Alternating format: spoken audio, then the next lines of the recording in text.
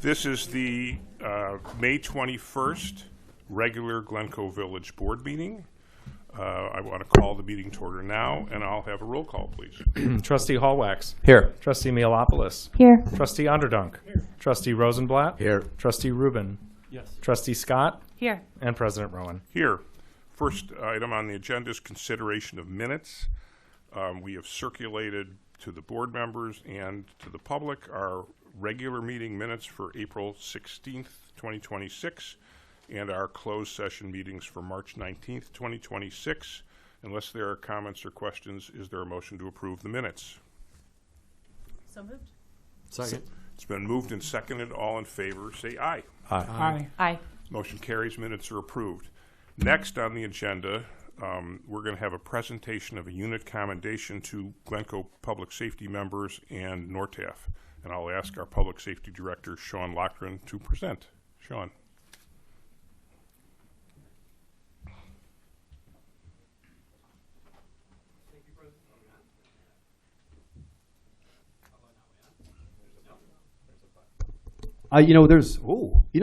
There's a button here. I should press it. If anybody comes up here after me, press the button. So, thank you, President Rowan, members of the board, Village Manager Crowley. We have a bit of a packed house tonight. I'm not exactly sure why. But what we'll do, as every good officer does, they always try to stand in the back and not be present. But gentlemen that are all in the back, if you could please come on in. If we can. I know it's awkward. So if you're not aware, this is a special treat. Ryan will hang out with me. I know, unfortunately, there's only room in the front here, guys. Make it super awkward.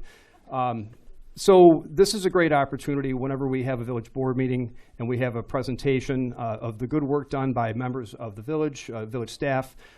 We like to have these events here and in front of everyone. So because typically the public almost always doesn't hear the good stories, and that's always a problem, right? We tend to focus on the bad things. So this is a good opportunity for us to kind of tell that good story.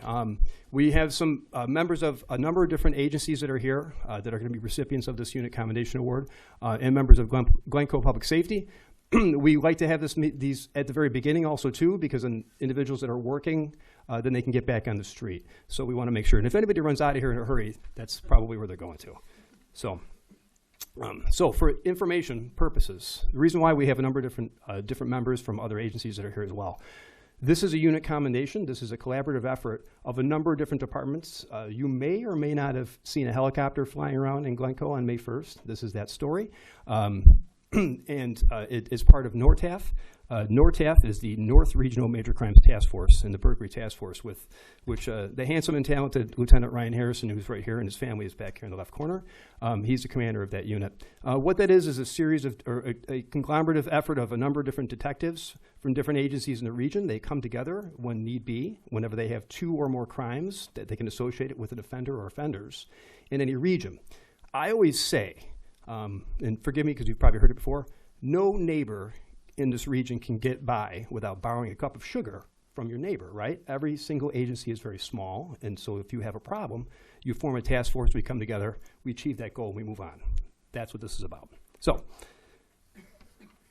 now, on with our story.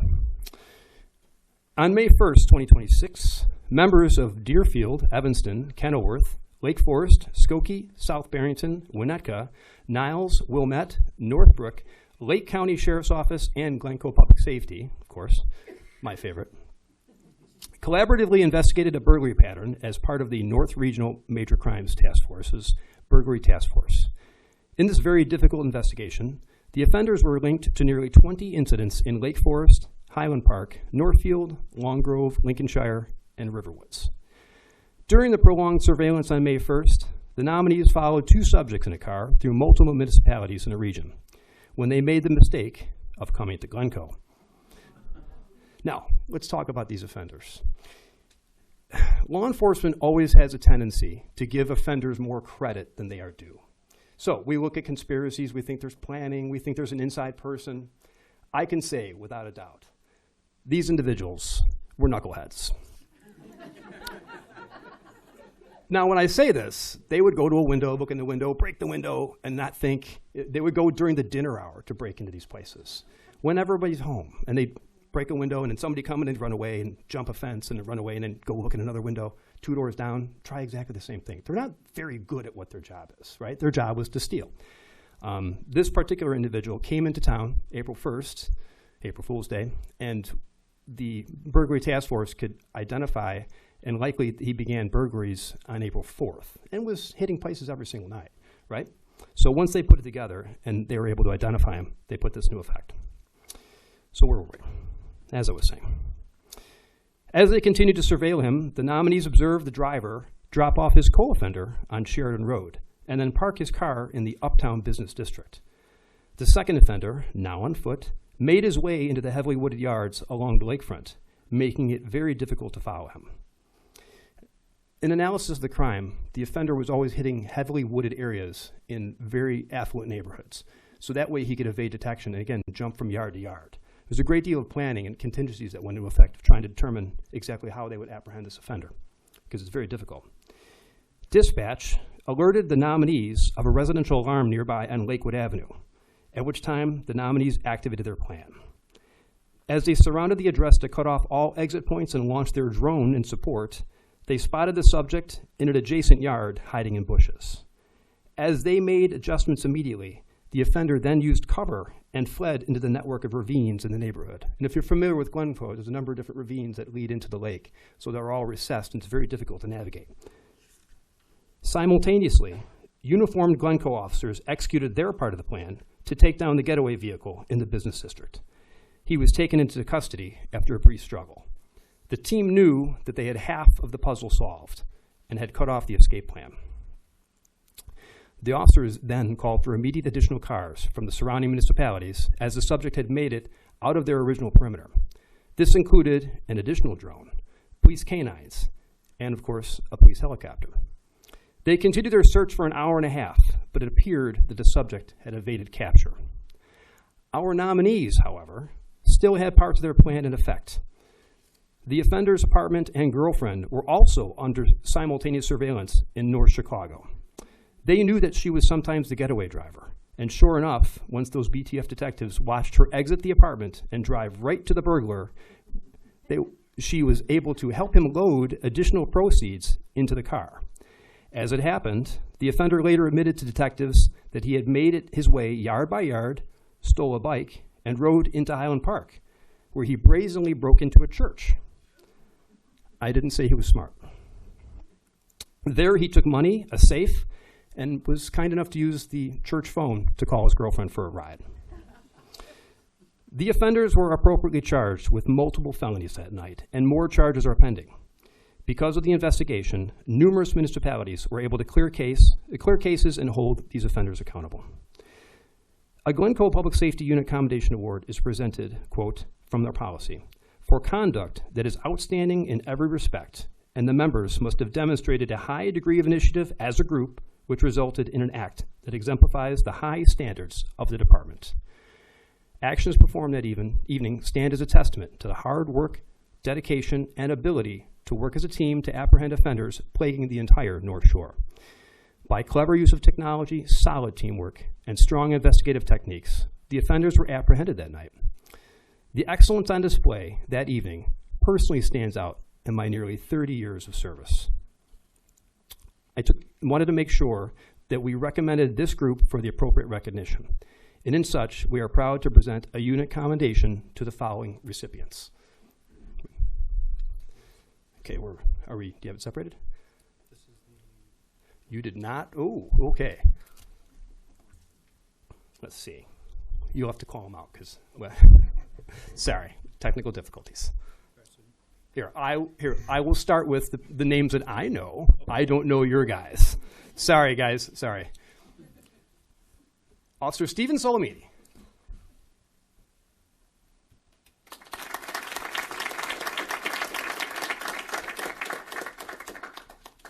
CSO Nigel Serby.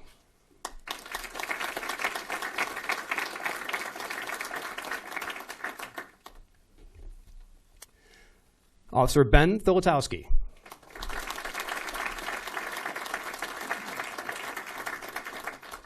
Officer Brian Golden.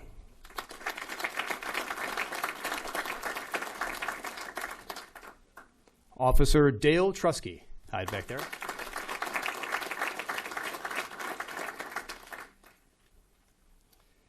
Detective David Seco.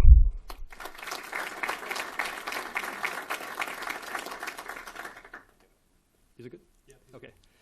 This would be a great practical joke if you just gave me different names. Detective Mickey Walsh.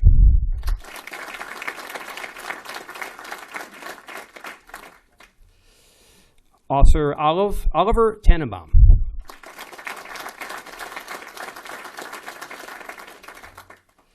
Detective Jose Mendez.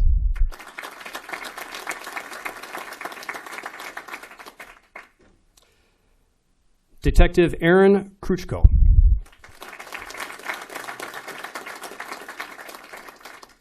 Detective David Hart.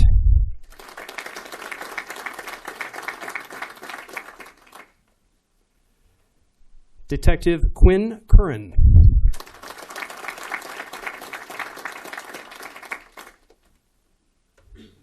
Detective Jeffrey Bell.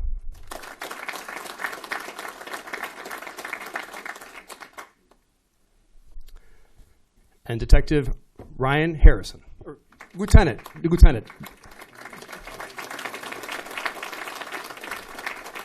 Do we miss anybody? Anybody latecomers? No? Wait. Oh. You blend in there. It's the hair. Detective Phil Marino.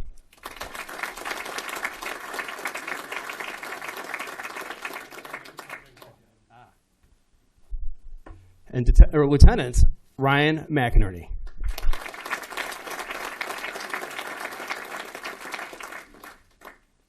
Good? All right. I apologize. Thank you very much. So, yeah, let's take a quick picture, and then if family wants to come on up and join, and then the officers will file out, and we'll get on with our regular business. Gather around. Act like you like each other. Yeah. Pretend you like each other.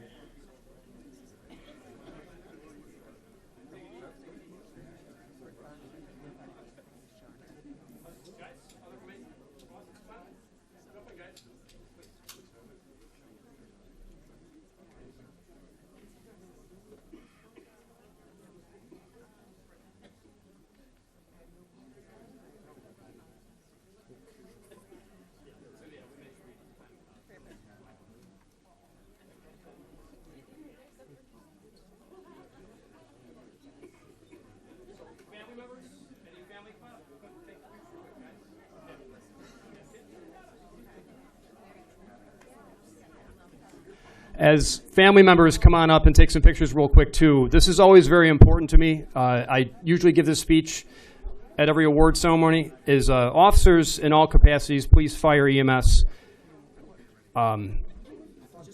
Very seldom do families have an opportunity to celebrate the good. Unfortunately, families always absorb the bad. So this is a great opportunity. So let's maybe a round of applause for those family members as well, too.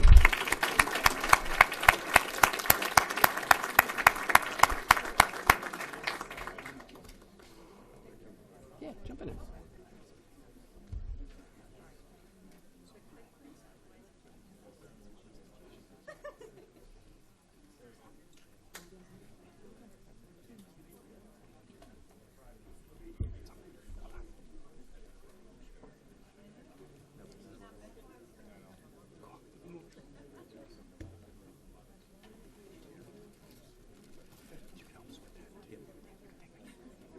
We already did. Oh, we got a picture. It's just right. Thanks. Appreciate you. What's that? Oh, welcome. Nice to meet you. Nice to meet you. Nice to meet you. Thank you.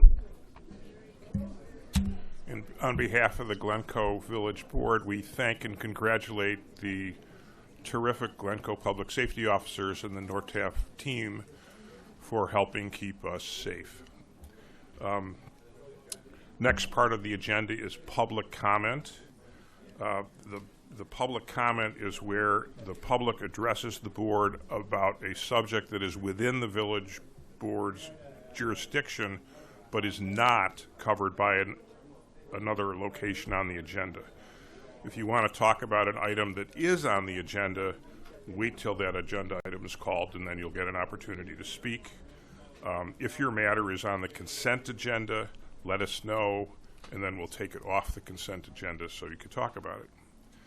Anyone who wants to speak should sign a written speaker form at the back of the room. We've already received some of those, and give it to the village manager. The public comment time is for comments to the village board, and in this case, it's non-agenda items. These are comments that you should make to the village board. We're going to listen to everything you have to say, but ordinarily there will not be time for discussion or engagement by us on a non-agenda item. If it's appropriate with a non-agenda item, we may direct the village manager or other staff to respond to questions or issues at a later date. For both non-agenda and agenda items, all speakers will be limited to 3 minutes. That is our established policy. It's been established for quite a while. It's authorized by state law. To be fair to all, we're going to strictly enforce the rule, and we're going to limit public comment to a total of 30 minutes. We ask that all speakers be respectful, civil, and non-repetitive. We ask that all members of the audience refrain from applauding or making any other comments during or after any speaker. And finally, please be sure to speak into the microphone. We've just upgraded our microphones. We want to make sure everyone can hear in the room, and also it can be heard on the video that we have. With that, are there any non-agenda items that a member of the public wants to talk about? Okay. Seeing none, the next item on the agenda is reports of committees. The first committee is the report of the Committee of the Whole.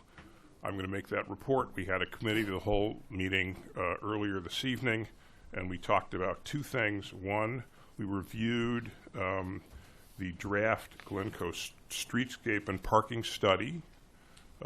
Didn't make any final decisions, but we moved that along.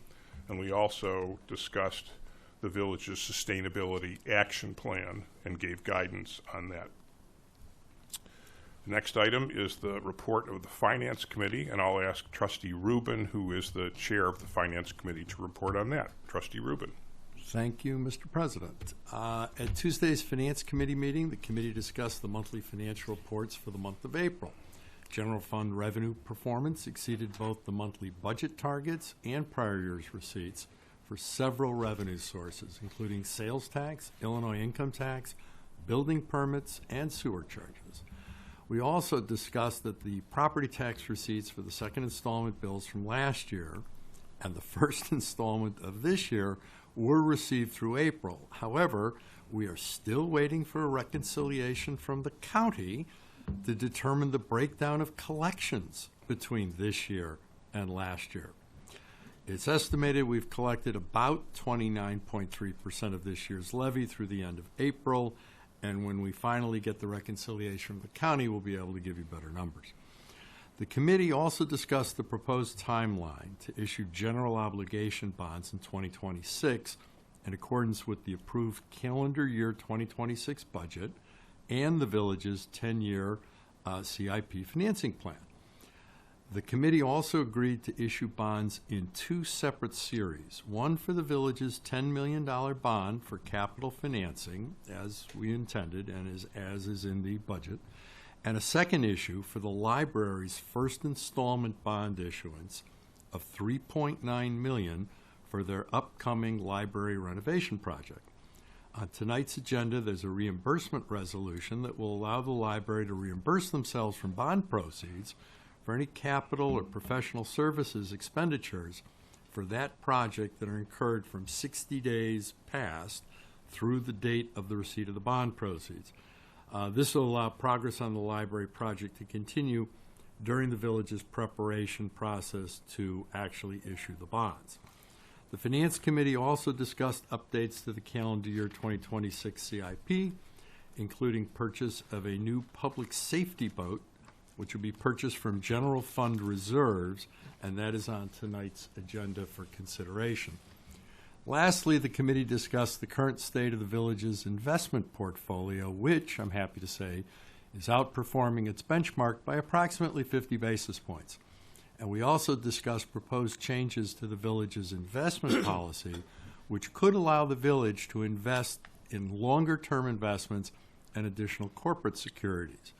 The staff will be presenting updates to the investment policy at future board meetings for consideration. And that was our meeting. Thanks for that report. The next report is the Plan Commission, and Trustee Mihalopoulos is the Village Board's representative on the Plan Commission. George. Thank you, President Rowan. At our April 22nd meeting, the Plan Commission reviewed our draft Glencoe streetscape and parking study and provided feedback for the planning team to incorporate into the revised draft that was presented to the Village Board and discussed at our Committee of the Whole meeting just earlier tonight. At the upcoming May 27th meeting, we will consider 2 exterior appearance reviews, a proposed fence enclosing a parking area at 371 Hazel, located west of the townhomes in the Savin Dental Building, and new signage, windows, and colors for the renovation of the former Walgreens space at 63 Green Bay Road.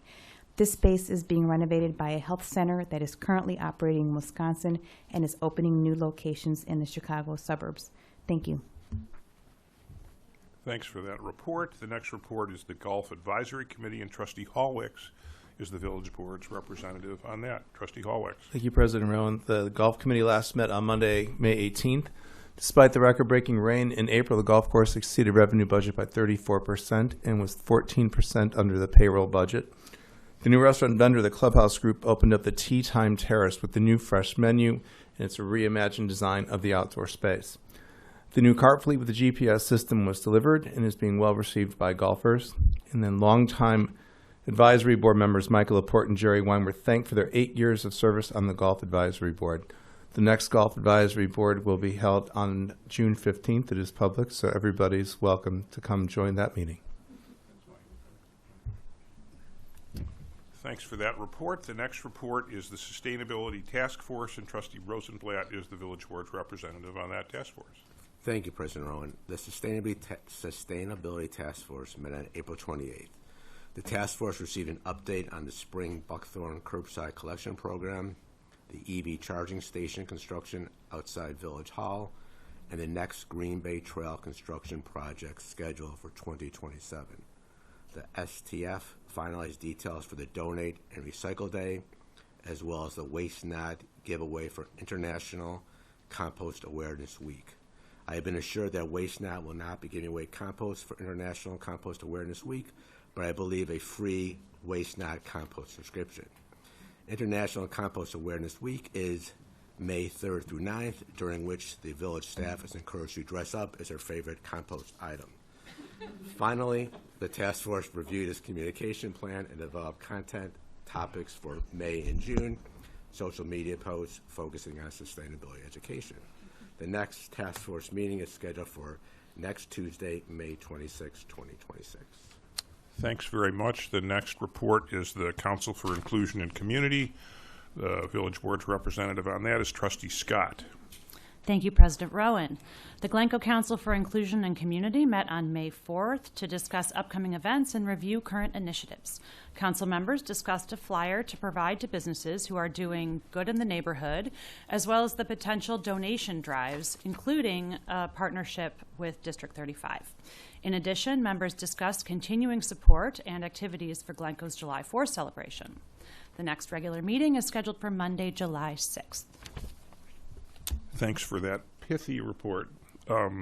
Next two reports are the Preservation Commission and the Tree Commission. Trustee Onderdunk is our representative on both of those, so I'll ask him now to report on both. Thank you very much.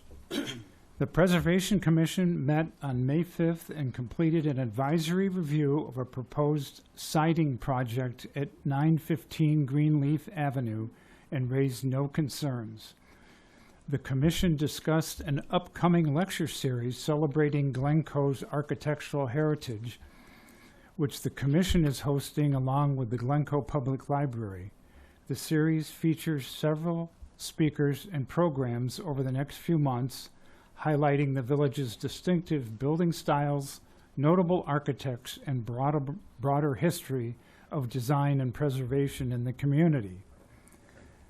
Most importantly, the Preservation Commission provided a final review of the draft village code changes related to preservation. There are some code issues and updates on the agenda for tonight. This evening, the board is considering changes to our historic preservation regulations. The proposed regulations represent a lot of thoughtful, multi-year effort by village staff, the Preservation Commission, the Zoning Commission, the village board, with input from both the village staff and the village attorney. There has also been extensive discussion with the community on this issue.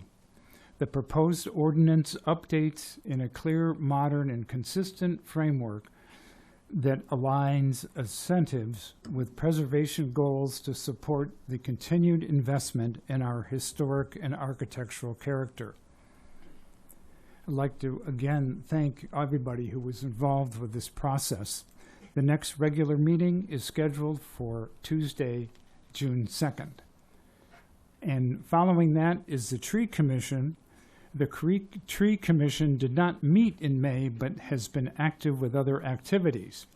On Arbor Day, we had a tree planting at Central School with the help of students from 4 classrooms.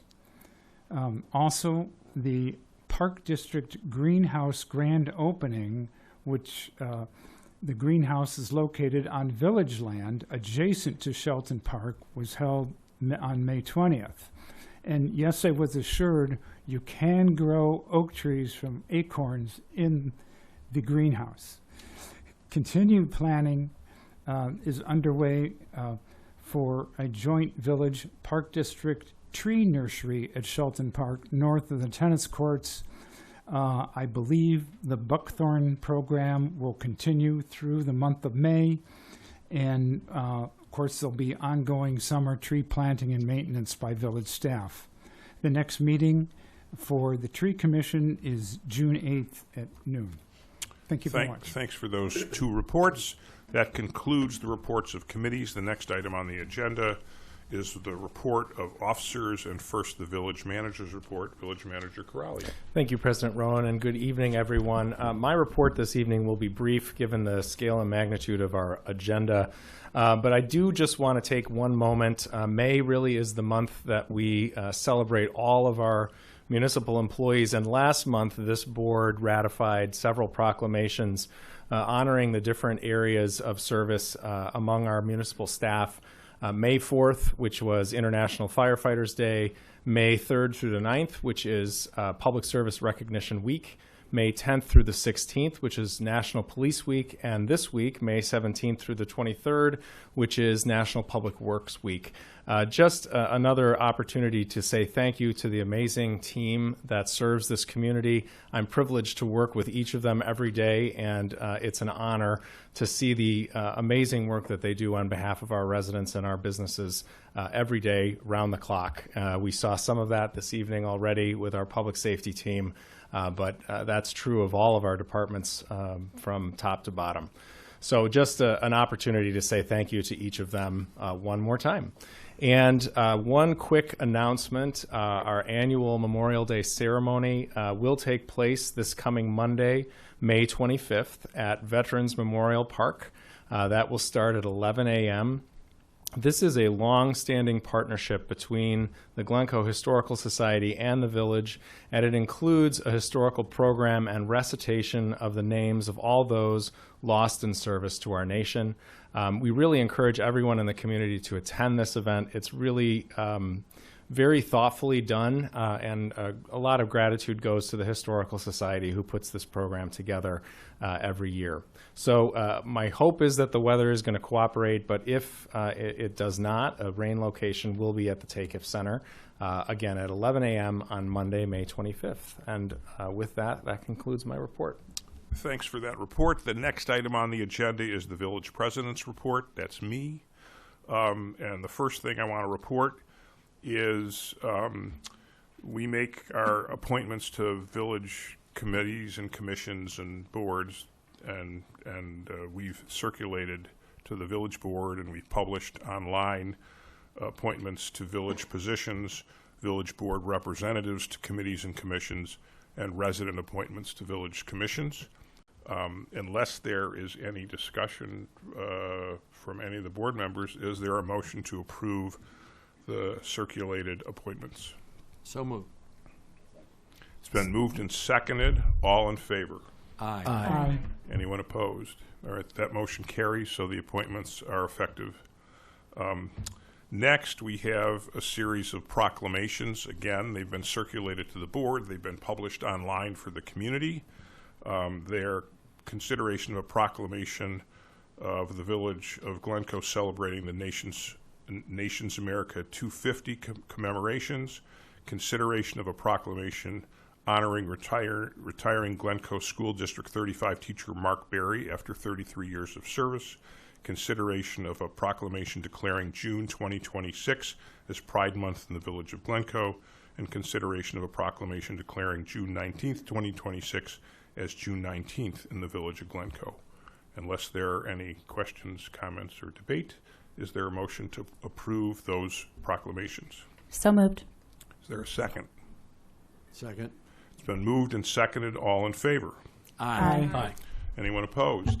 All right, the motion carries. The proclamations are issued. Next item on the agenda is the consent agenda.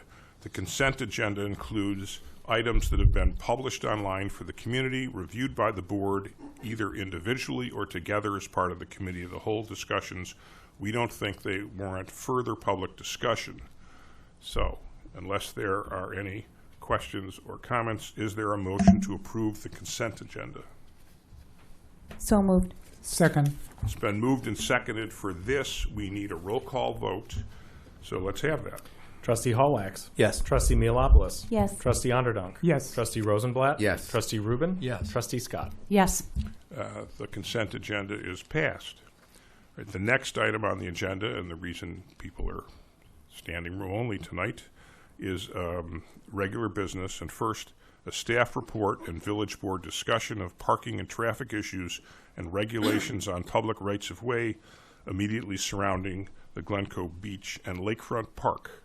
And I'll ask, and then there will be, after this presentation, we'll invite the public to address this as well. I'll ask our Public Works Director, Monica Sarna, and our Public Safety Director, Sean Lochran, to present. President Rowan, thank you very much. Before we begin, this is a very detailed and lengthy presentation. I know you've received our written report. I just wanted to say a particular thanks to all staff that helped support this. There was a great deal of man hours that was put in both in Public Works and Public Safety, and Village AdFi as well too. So before we move forward, thank you very much on their behalf or for their efforts. All right, thank you. I thought we would start out tonight just by reviewing the existing conditions down by the beach for parking. So what we are showing here in the orange highlighted area is where we have 96 angled parking spots that surround Lakefront Park. Other parking in the area that supports beach is in the blue shaded areas. That is where we have parking on one side of the street. Areas that are hatched or shown in red, we have no parking on either side of the street. And then you can see on Longwood, we have that designated in purple. That's kind of a special case. On Longwood, we have a series of allowable parking and no parking all along one side to create passable zones.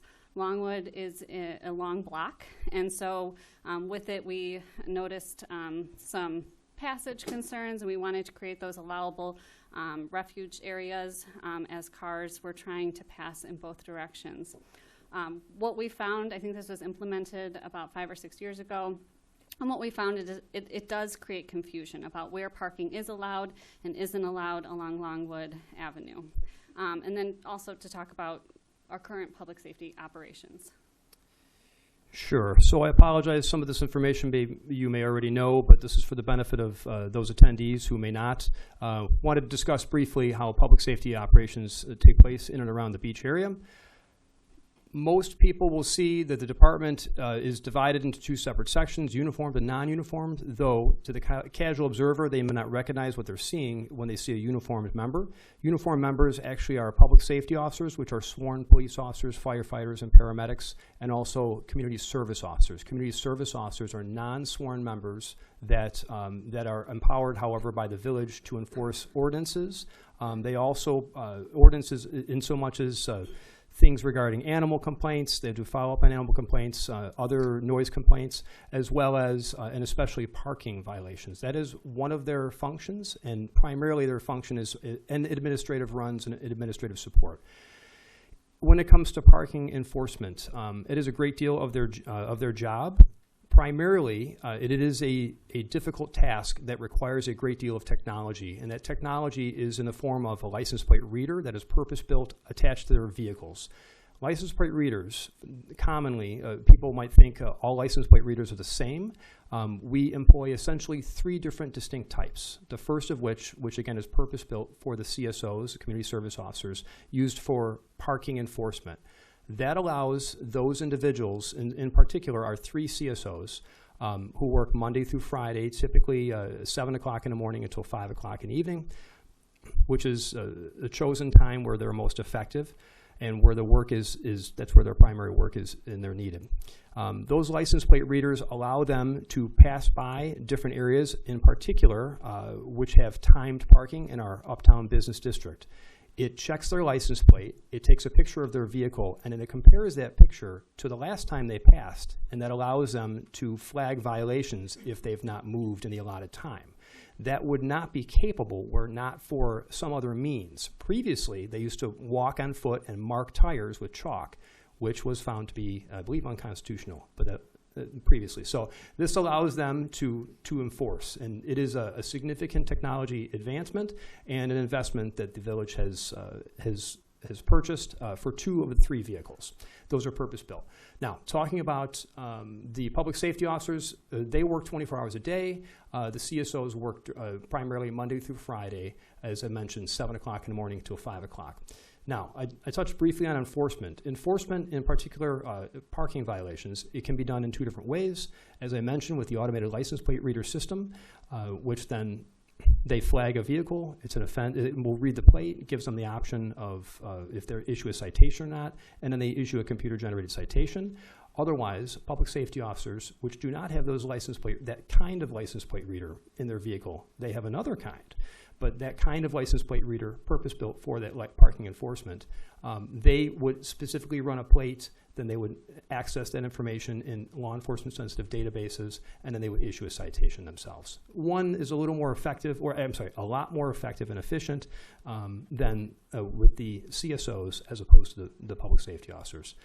Now, to talk and discuss briefly about nighttime enforcement around the beach itself. So the beach itself, in the village, there is no parking on any street as of 2 a.m. onward. Specifically around the beach itself, there is no parking from 10 p.m. onward. The beach is open from sunset until sun up till sundown, which sundown, if you check the Farmer's Almanac, I think the latest sun goes down is at 8:32 p.m. sometime in June, if I'm not mistaken. Could be wrong on that.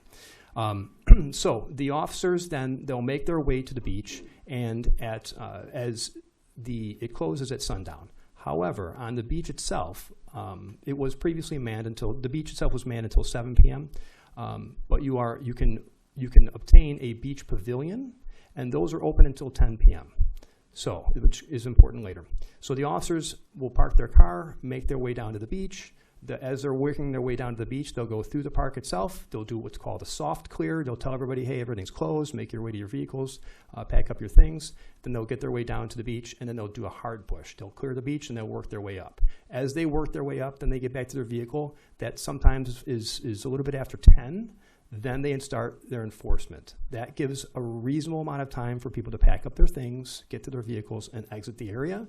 And then, again, they begin the enforcement. There's some variation on there. There could be, on occasion, based on call for volume, or calls that are going on at that moment. They might get there a little earlier, a little later, whatever the case may be. But that is generally how they handle nighttime operations on the beach.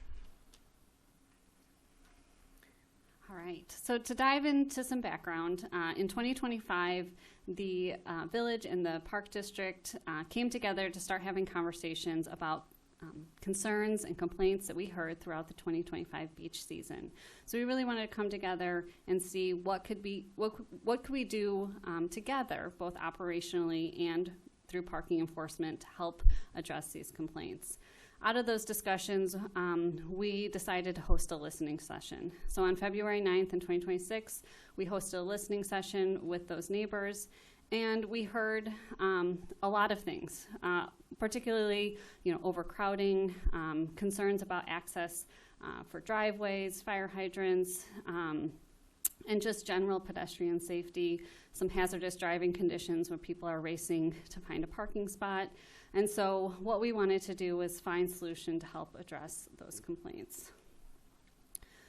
So there's two sets of things that we've proposed to help address those concerns.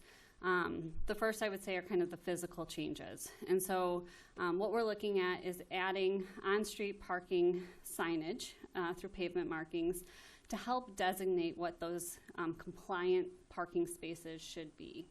So what we heard, right, people are parking at the end of a street and part of their car is within the crosswalk, right? And that's prohibiting people from safely using the crosswalk. Or they're parking too close to my driveway. I can't get in and out. So by creating those designated parking spaces, we're eliminating the possibility of people wishful thinking that they found a parking spot when in reality there really wasn't enough room. So we looked at a variety of ways to do this, not just through pavement markings, but was additional signage a good way to go?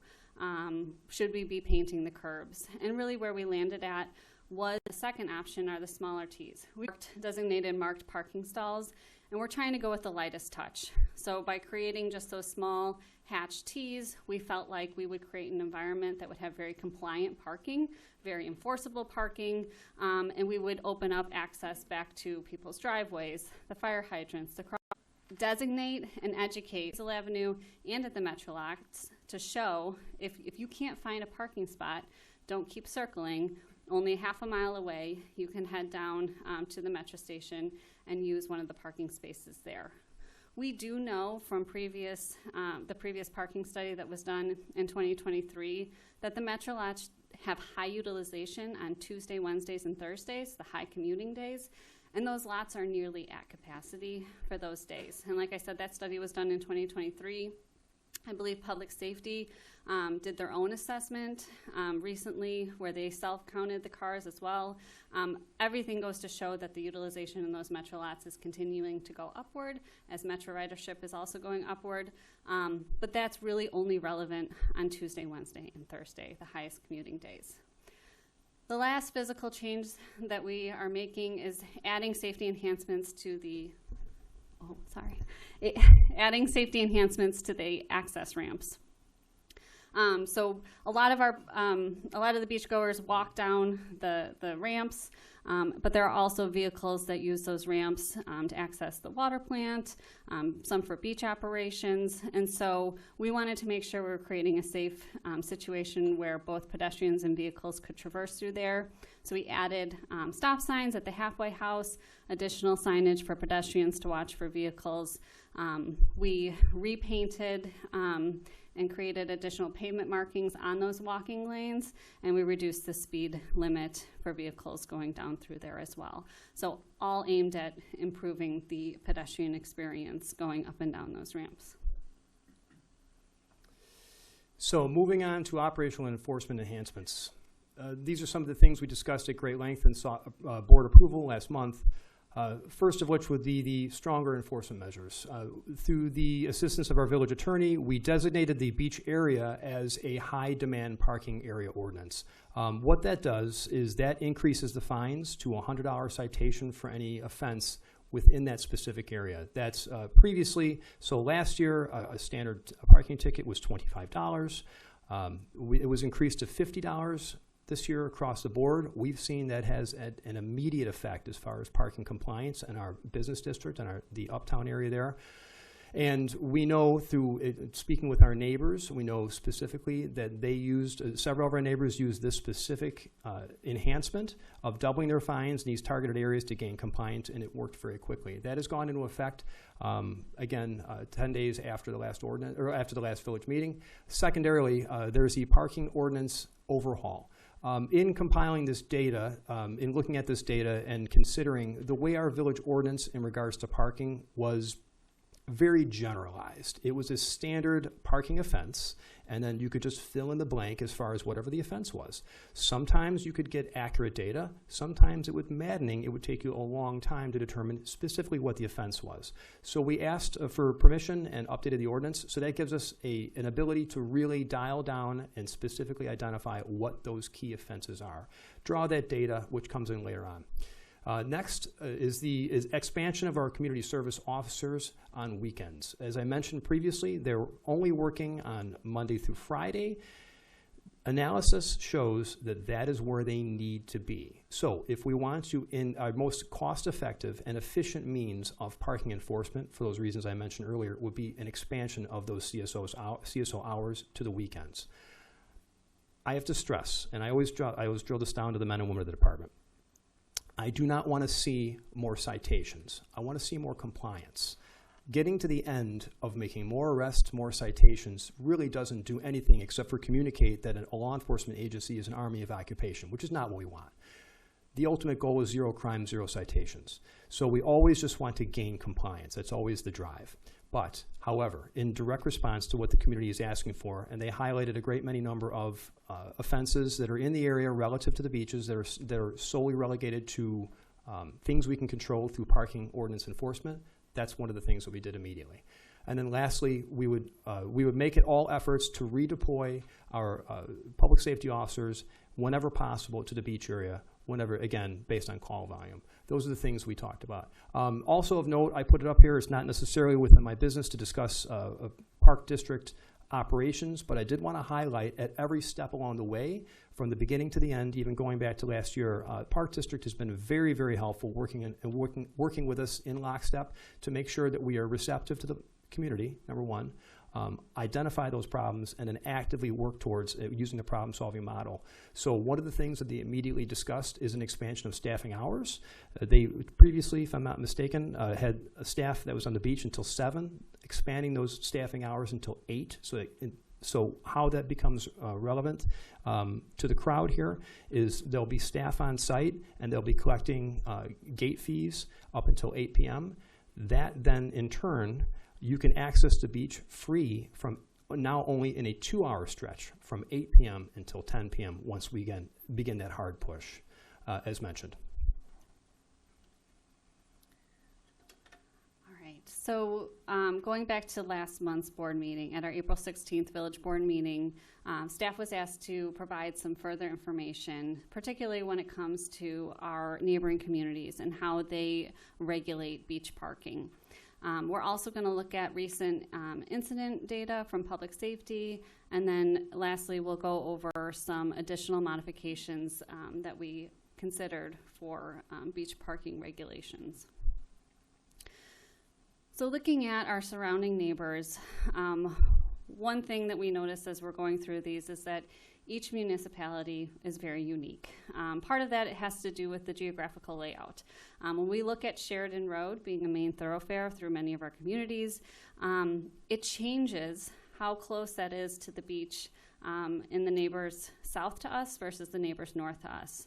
And so what we see is that there's very little residential parking east of Sheridan Road for many of our neighbors to the south, while as we go north, there's much more residential parking in between Sheridan Road and the beach. So we'll be talking about that as we go through.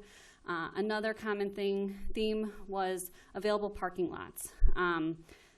It varies per community. Some have very large parking lots, which can accommodate a lot of beachgoers. Some have modest, and some, like us, have none. And then the last variation that was unique to each community, two, is overnight seasonal parking restrictions. We did see that implemented in Lake Bluff and Winnetka. But also other communities are impacted by other parking restrictions. So school parking restrictions, particularly for New Trier, but also, you know, in Highland Park, there's quite a few parking restrictions associated with the Ravinia concert series in the summer. So some of that bleeds into the parking areas as there is overlap between the two. So I'm going to dive now into each one of our neighbors, and I'll try to keep it brief, but we do have quite a bit of information on each one of our neighbors and how they address beach parking. So the first one is Lake Forest. They have one main swimming beach, and with that it is serviced by two significant parking lots. Usually they start by opening up their north parking lot, and when that is overflowed, then they direct patrons to go to the south parking lot. So it is free for residents to park within that parking lot, and then there's a non-resident fee for parking. So on the streets surrounding, there are two main roads, Deer Path and Spring Road, which do not allow parking. Some of that is through signage. Some of that is just through the characteristic of the road, that it's a single lane road and it doesn't accommodate for any parking. All non-resident parking is directed to overflow parking within their business district to metro lots, which is approximately 1 mile away. The next is Wilmette. Wilmette does have one large swimming beach, and it is associated with a large dedicated parking lot.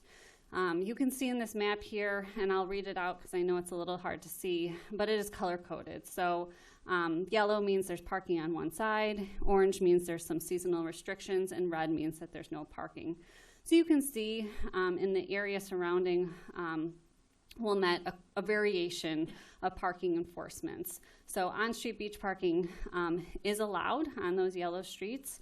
On those seasonal parking restrictions, sometimes it's just no parking, like from Memorial Day to Labor Day. Some areas have permanent no parking, and then the other streets, it's just parking on one side. A lot of that has to do with the characteristic of the road. You know, some of these streets that do allow parking, it is adjacent to a park on one side. And so I think it's kind of that mix between residential and park use. In Highland Park, there is one main public swimming beach, and that is also supported by two parking lots. There's a smaller residential-only parking lot to the north, and on the south there is a parking lot that is free for residents with a beach pass, but also can charge a fee, an hourly fee for non-residents. The surrounding residential streets have a combination of no parking or seasonal no parking, again, on that May to September timeframe. I will say that residents in Highland Park, if there is a seasonal parking restriction, they are mailed 6 parking permits that they can display in their windshield to allow for parking on their street, and that is like an administrative process in which I think the Ravinia Parking District also has that same administrative process. In Lake Bluff, they have one swimming beach. This beach has no dedicated parking lot. And really the dividing line for parking restrictions is east of Moffett and west of Moffett. So we're not even close to Sheridan Road up here, but Moffett is on that west side of that picture there. It's just outside, but that's the dividing line right there. So everything east of Moffett has overnight seasonal parking restrictions from 9 p.m. to 6 a.m. And then west of Moffett, there are no parking restrictions, and overflow parking is directed to the metro lots, which is approximately 1 mile away. Winnetka, there are 3 swimming beaches. We have Tower Road, Maple Street Park, and Elder Lane Park. Both Tower and Maple Street have small lots to support resident-only parking. So those are parking lots that are on Park District property. There's a limited amount of parking space, but it is free for the resident who are parking there.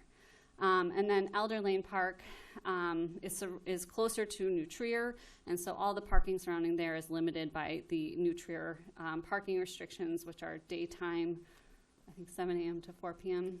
Yes. Looking at Sheridan Road, again, there are very few public streets east of Sheridan Road. those streets that are east of Sheridan Road do have some no parking restrictions, as you can see those small red lines there.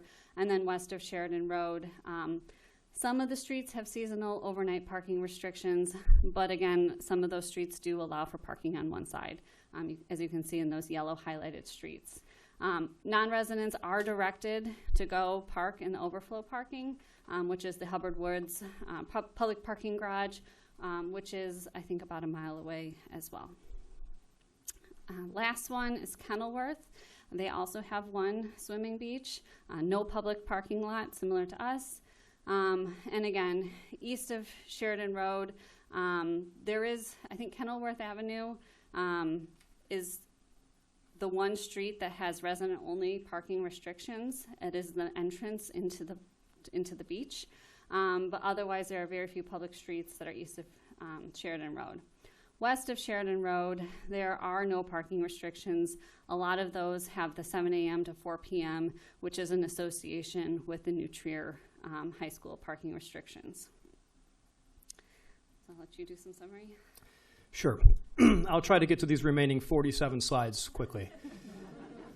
So the purpose of this analysis, which in actuality this analysis of our surrounding neighbors began, I believe, back in November of last year at the direction of the village manager, was to try to distill down if there are any commonalities, in regards to their beachfronts and common solutions.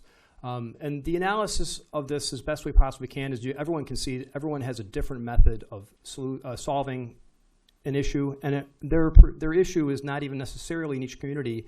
The beach and beach parking is not necessarily front of mind when it comes to parking restrictions. And in fact, two of the municipalities, their primary concern was New Trier High School, as denoted by the 7 a.m. to 4 p.m. parking embargo surrounding the school. In discussion with their staff and their field staff, in actuality, parking, as far as their efforts and that restriction on the street parking, was secondary, if not tertiary. So we tried to distill it down to these points. 3 consistent methods were being used by our neighbors. First of which, strong direction of where to park on the public way, including constant communication, if not over communication. That includes, and it may seem common sense, but not necessarily common, that includes marked roadways, marked curbs, and clear signage. And admittedly, even I get confused in some of the signage in some of the areas of the village, and that was something that the public works team immediately set to correct. Alternative locations to park, including dedicated and overflow lots. As Monica had mentioned, a number of these communities have their own specific dedicated lots solely for beach parking. We do not enjoy that. Strong local ordinances, including enhanced fines. That was something we found in talking with our neighbors was very effective, which we've already implemented, as I highlighted. And then, most importantly, a constant data analysis. With implementation of changes, you have to constantly analyze and see instead of making all sorts of changes all at once, you make focused changes and then see if it makes effect. To move the needle, move the needle, move the needle. If we make too many things all at once, if we make everything a priority, then nothing becomes a priority. And that was something that all of our communities that we spoke with said you have to be very laser focused. And that was, again, the reason why we enacted the ordinance change, so we could, again, determine specifically what those problems were and then make changes. Those things we recommended last month and we put into effect, we intend as being the very first steps to see if we need to take any other additional steps going forward. Now I'll talk about some data analysis. This is the snooze part. But it's a lot of information. I tried to distill it down. I know, again, you saw a 20-page report. It was, and it was pretty comprehensive. But I'll talk about first the beach attendance.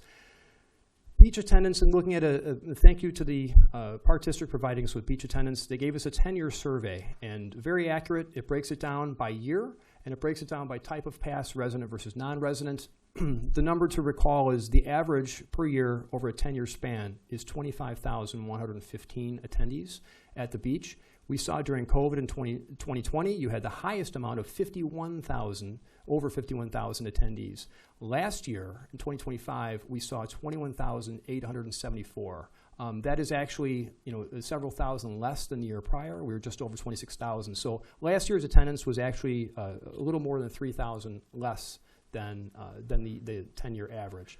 Looking at the breakdown, it's an important breakdown. The reason why I included that chart is a 7-year data poll, which resident versus non-resident usage of the beach.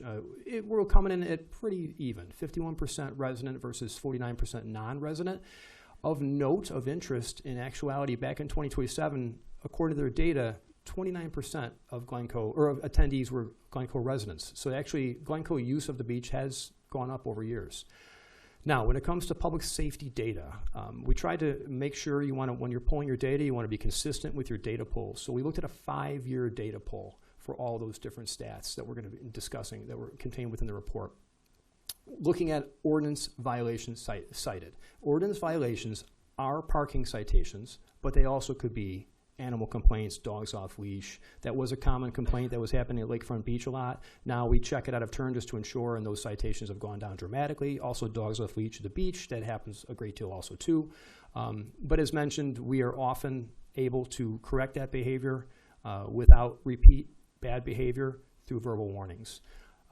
So if you notice in 2025, all the citations, and looking at the citations issued, there has been an increase of citations over the years, over the 5-year span.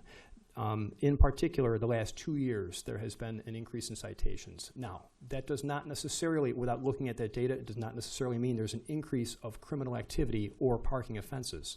And I say parking offenses, it is technically a criminal offense. But broad brush.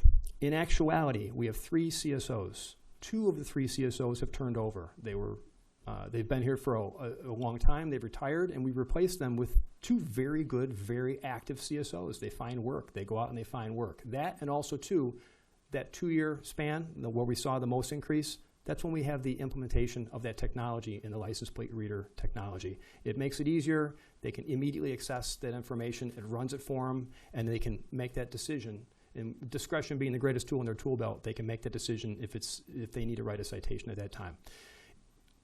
However, remember this number. Out of all the citations issued in 2025, 27% of those citations were solely for compliance violations. What does that mean? That means I passed by with my license plate reader, you didn't have a village sticker, the car comes back to the village, or you just had an expired license plate. So these are not necessarily for offenses. They're not parking on hydrants across, other offenses that we know we talked about. Now, let's talk about public safety incidents. For the purpose of the definition of a public safety incident, it may sound crazy. You'd think that that's a crime that occurs. Whenever an officer or anybody on the department, whether it's me or anybody in the chain, whenever they are down on an incident and they're going to let the dispatcher know, I'm here, I'm handling something, I'm doing an administrative task, I'm making an arrest, whatever the case may be. It could be a 911 call. That is cataloged as a public safety incident. So that's the definition. Looking at a 5-year poll, there's a total of 5,239 incidents in that beach area. Of those, 61.5% are self-initiated checks on that area, meaning, and if you look at the data and you look at the table, if you look at, that is the only thing in the area that has increased, is the number of self-initiated checks, where we are going to the beach, we're holding ourselves, you say it, holding yourself down on the air, or you're on the computer and you're saying, hey, I'm checking out the beach, I'm going to spend some time here, I'm going to get out of the car, I'm going to walk around and talk to people. I originally had mentioned in a meeting earlier that those numbers of self-initiated checks went up 250%. In actuality, it's close to 300% over a 5-year span. And that's in direct response to the community's ask. The community, hey, we want to see you more. And it's also in the world we live in. The world we live in, they love seeing somebody in uniform. And again, it's a great way of community engagement. It's been something that that I've been driving with the staff, is make sure if you're there and you're getting involved in something, make sure you document it, because we want to make sure we document our time, we show what we're doing. So that's been the increase. But if you look at all the other calls for service that are logged as incidents, those are generally consistent over a 5-year span. Public safety, so we talked about public safety incidents, arrests. So let's talk about arrests specifically in that area. 5-year data poll shows in 2021 we made 1 physical arrest. In 2022, 0 arrests there. 2023, 0. 2024, 2 arrests. In 2025, we made 3 arrests. Let me be clear. 1 arrest is too much. I don't want to make any arrests because I don't want to see any criminal activity. But specific to that area, those 3 arrests that were made last year, there were 2 gentlemen that were fighting over a tennis court. True story. turned into fisticuffs. There was one individual who jumped the fence and refused to pay for entry to the beach. And the third one was a sex offender violation of registration. We were there, the license plate was run, and they registered to a sex offender. As it happens, that individual was there with his family. The officers waited by the car. He came back with his family to his vehicle, and he was arrested because it was in violation. He's not allowed to be near parks or conditions of his registration. Those are the 3 arrests that were made. The year prior, again, just for everyone's information, 1 arrest was made of a woman who was intoxicated in her vehicle with her child, so she was arrested for child endangerment and DUI. And the other was the result of a young gentleman who made a poor decision and to light a mortar fireworks round over everybody who was there early in the morning after the lock-in at New Trier to watch the sunrise. So we tried to manage that, and he was difficult, so he was arrested. And lastly, I want to talk about traffic crashes in the data pool. So looking at the entire beach region, and this also includes Sheridan Road, which is a major thoroughfare, as we all know. There are a total of 34 traffic accidents within the entire region. That is not so, and with all of this data, that's January 1st to December 31st. It's not necessarily just to the key season when we're seeing the most people attend the beach. 34 accidents, 7 of which were personal injury, and the other 27 were property damage only. The property damage only were mostly collisions in relation to the intersection on Sheridan at the light. Also, people backing out of parking spaces, that does happen. There was one injury, a personal injury traffic accident that happened at the beach that was significant, that has come to a conclusion. That was an elderly driver who mixed up the gas and the brake, and he backed over a woman who received significant ankle injury, and her children. Everybody was okay, but they got caught on the door, and that's been resolved in court. But she's okay now, and so that's the traffic crash data as far as the Glencoe analysis, the data analysis. That was last summer. Sometimes I feel like I'm hearing voices in my head, so that's why I answered them. So now this brings us up to the wrap up in the end. So using all this information contained within, there's additional topics that we wanted to brief you on for board discussion. I know the last of which is the thing I think most people are here to discuss. We looked at, in our problem-solving endeavors, we looked at as I mentioned previously, by no means can you park on any street in Glencoe past 2 a.m., as we all know. Specifically so, we've altered the parking rules there to 10 p.m. You can't park on those streets surrounding that area. And that's to help us in our efforts to clear the park and keep the park cleared. We discussed perhaps changing that from 10 p.m. and lowering that to 9 p.m. And making it from then changing all the signage, and that way no one can park there. For discussion, as I had mentioned, the operational hours by ordinance it's sun up to sundown. So in theory, that should get everybody enough time to exit the park. However, we do have, or if you're an individual who wishes to obtain a beach pavilion, those, as I understand, can be reserved until 10 p.m. So that would not afford individuals the opportunity, if you are using that beach pavilion, enough time to get up. You would find a ticket on your citation, and I don't think anybody, or a citation on your vehicle. When you were being allowed to be down there. So I don't think we looked at that and did not seem like a viable option at that point. We did also discuss years ago, prior to those citations, I'm sorry, gosh, it's been a long time. Prior to those signs being put up as far as explaining to people who are parking there when you can and can't park there at the 10 a.m. or 10 p.m., we did discuss also adding additional signage on Type 2 barricades. Type 2 barricades are just the A-frames you might see around. And we were talking about placing those in 4 key access points. Put those at Longwood, at Park, at Longwood, at Hazel, and at the top of both of the north and the south beach ramp. That we could implement effective immediately, and that would again be another thing that if somebody were to try to access, they would see that, they go around it. Additional information. Again, we found that even the most basic of communication and over-communication was an effective means in other surrounding municipalities.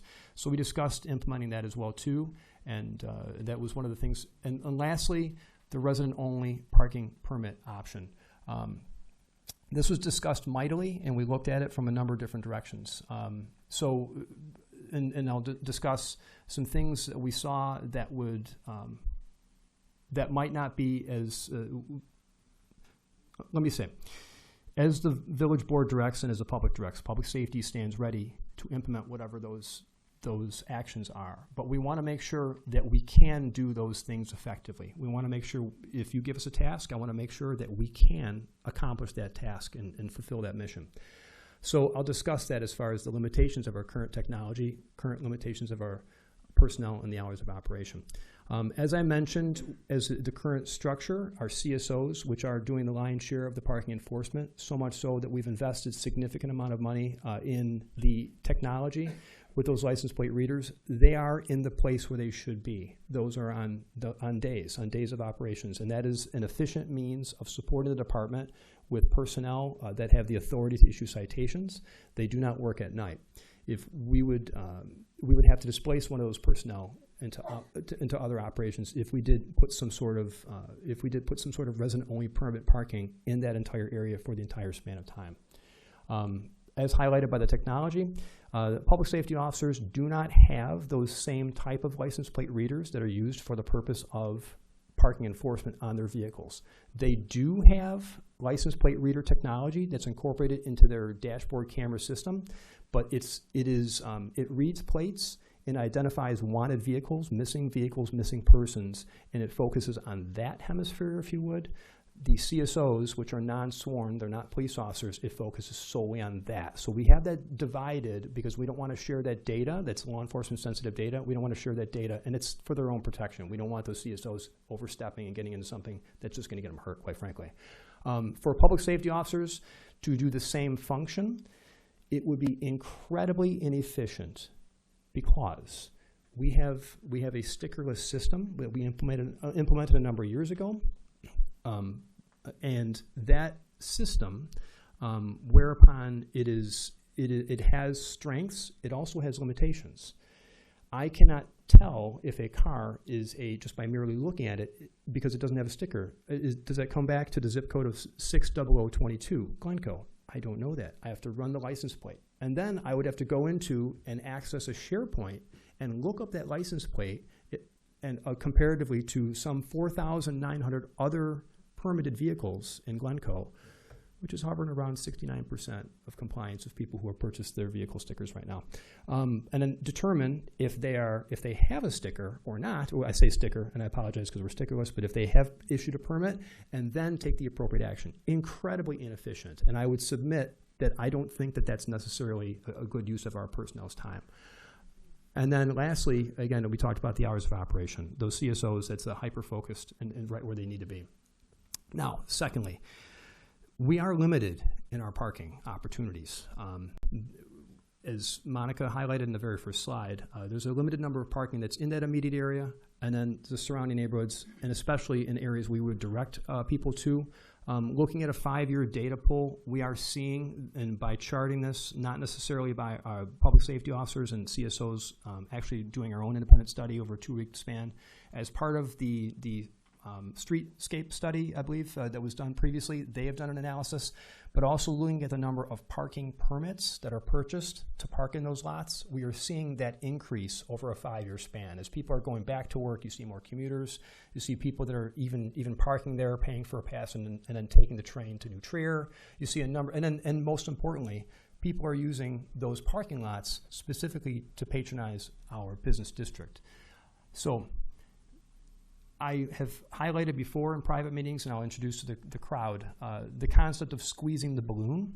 I have no choice but to infer that whatever we do, we will still have the same number of patrons that will come to the beach. Looking at the 10-year average, regardless, we'll still probably hover around 25,000 if we continue on that trend.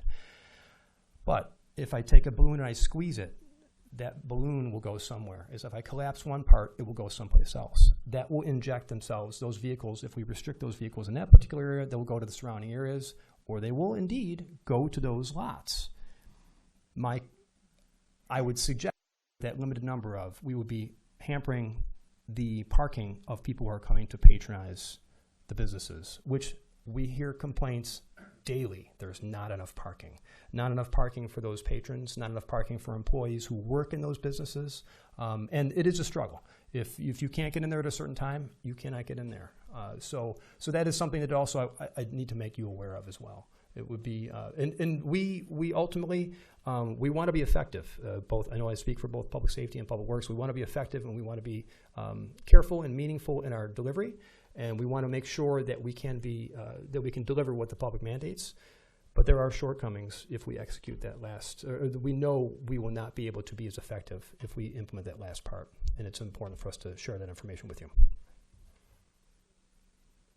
So now, it's a lot of information. If you have any questions, board, I know you have that the same report in front of you, but if you do have any questions as far as data or information, you just have to, I don't have it all committed to memory, not as good as Monica, but we'll see if we can get you an answer. Thank you for that extensive report, and also for the memo that is published online and was circulated to the board. The way we typically do this, this is a bigger crowd than we usually have. When we talk about unimportant stuff like how much you pay for taxes or things like that, nobody comes. So what I'd like to do tonight, unless any village board members have something that they really need answered, we know you're not leaving. What I'd like to do is turn to public comment. So the people who are here can have at us and tell us what they think. Before we start the public comment, I want to say a few things. Not on the substance of the issue, but just I want to assure we've gotten a number of letters. We've read them. We've all read all of them. They're similar. There were two separate forms we got, so but we've read all of them. We've counted them, so we know what people who have written us have said, both on different perspectives. But we've read them. In addition, the village manager has met with individuals who wanted to talk about this issue. I'm not aware of any resident who wanted to talk to staff who wasn't able to. We've talked to anybody who wanted to. I met, one of the trustees, Joe Hoex, and I met with one of our residents for 2.5 hours earlier this week. So I just want to assure everybody we've read it. We've talked to residents, so we have a pretty good idea of what people think. When we have public comments, everybody is free to take their 3 minutes. The 3-minute rule is not a special rule that we set up for this meeting. The 3-minute rule is a rule that we established years ago in accordance with state law so that we can control our meetings.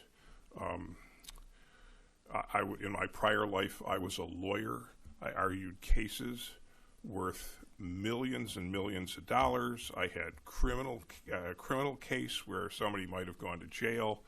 And as a lawyer, we always dealt with time limits, page limits, time limits. And that's what the village board has imposed in accordance with state law. So I'm going to invite people to speak. Let me say that if you have 3 minutes, we're going to time it. If the person before you said exactly what you're going to say, you don't actually need to say it. As a lawyer, I used to say brevity is the source of all speaker points. You are allowed to come up and say what he said or what she said, and we will get the point. Please do your best to be respectful. Please do your best to speak to us. I don't want people sparring with each other. If there are differing views, it doesn't help us. And the way we're going to do this is we have these, we asked you to sign up. We have these sign-up sheets. And I'm going to do my best to call people in the order of the sign-up sheet. If somebody wants to, I've seen this at political conventions. If you want to reserve, you want to wait till it speaks. If there's some strategy that somebody wants to be the last person speaking, that's fine. You don't get to speak twice. And I'll say that if you wait to the end, the odds are what you're going to say somebody else already said, so it's not necessarily going to be valuable. With that,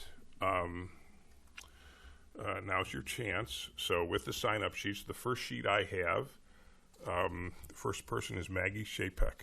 So I'll invite you to speak. Mrs. Shapek. And we're timing. Good evening. I'm Maggie Shapek, and I live on Longwood Avenue. I walk to our lakefront nearly 365 days a year. However, as the weather warms, what I witness is truly a disgrace. Over the past several years, I've seen increasing amounts of litter, overflowing garbage cans, and porta potties pushed beyond capacity. I see empty alcohol cans, cigarette butts, discarded vape cartridges, condoms, and vomit. I've walked the stairs in the morning while they reeked of urine and watched people sit in idling cars smoking marijuana in the evening. But tonight, I want to focus specifically on cars, traffic, and beach parking, and the impact this is having on Glencoe lakefront residents. During warm weekends and holidays, I walk out of my driveway and literally have to decide, do I turn left and become infuriated by what I'm about to experience, or do I turn right and avoid the beach altogether? Inevitably, I turn left because I feel an obligation to this community. Nowhere else in the village is this level of traffic mismanagement and disorder tolerated. What I see are streets overwhelmed with congestion, cars parked in front of hydrants, blocked driveways, vehicles obstructing pedestrian walkways, garbage thrown from cars, and traffic so severe that emergency access becomes compromised. I've seen people relieving themselves outside their vehicles and drivers blowing through stop signs. I see complete disregard for the people who actually live here. I call 911 frequently, and to their credit, our police respond immediately. However, I think we can all agree this is not a good use of our highly trained first responders, especially when violent crime in Chicago is increasing over last year. I've been raising these concerns for years to both Phil and Lisa Shepard, and now we were sitting at the end of May. Let me be clear, this is not about being anti-visitor or anti-access. Public spaces should absolutely be shared and enjoyed, but shared spaces also require structure, boundaries, enforcement, and respect. Right now, the burden is falling disproportionately on year-round residents who live here, invest in this community, and care for this lakefront every single day. We are not asking for anything unreasonable. We don't want our streets commercialized with designated parking spots. We are asking for seasonal parking restrictions and reserved parking so Glencoe residents themselves can meaningfully enjoy and access the lakefront their tax dollars helped maintain.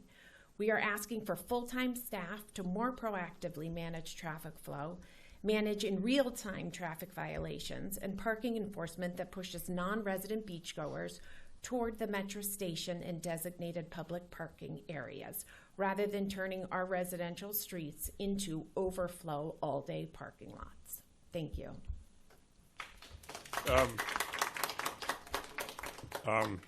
So I thank you for that.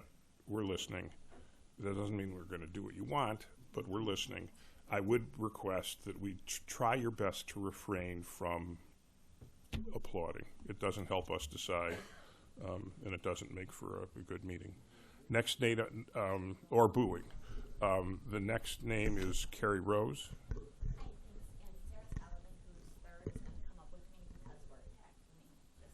Okay, I want to warn you, if you're doing it together, I think it's still 3 minutes. So. Oh, never mind. So. Totally separate speeches and nothing to do. It just kind of looks like it flows. Okay, Hi, then Carrie let's. Rose. Yep.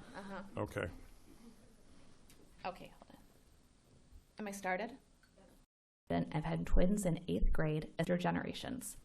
That prompted me to revisit the village mission statement, which commits Glencoe to being a solution-focused and proactive, strategic and sustainable, delivering a highly quality of life and supporting community needs through smart, efficient services.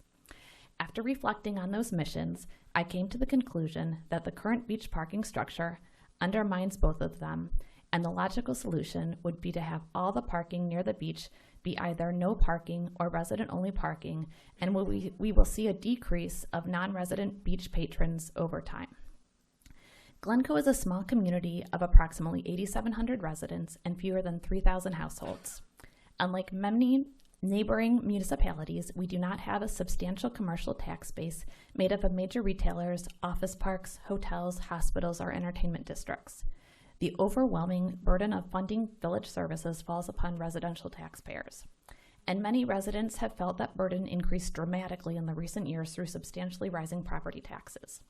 Regardless of assumption about affluence, residents should not be viewed as unlimited financial resources.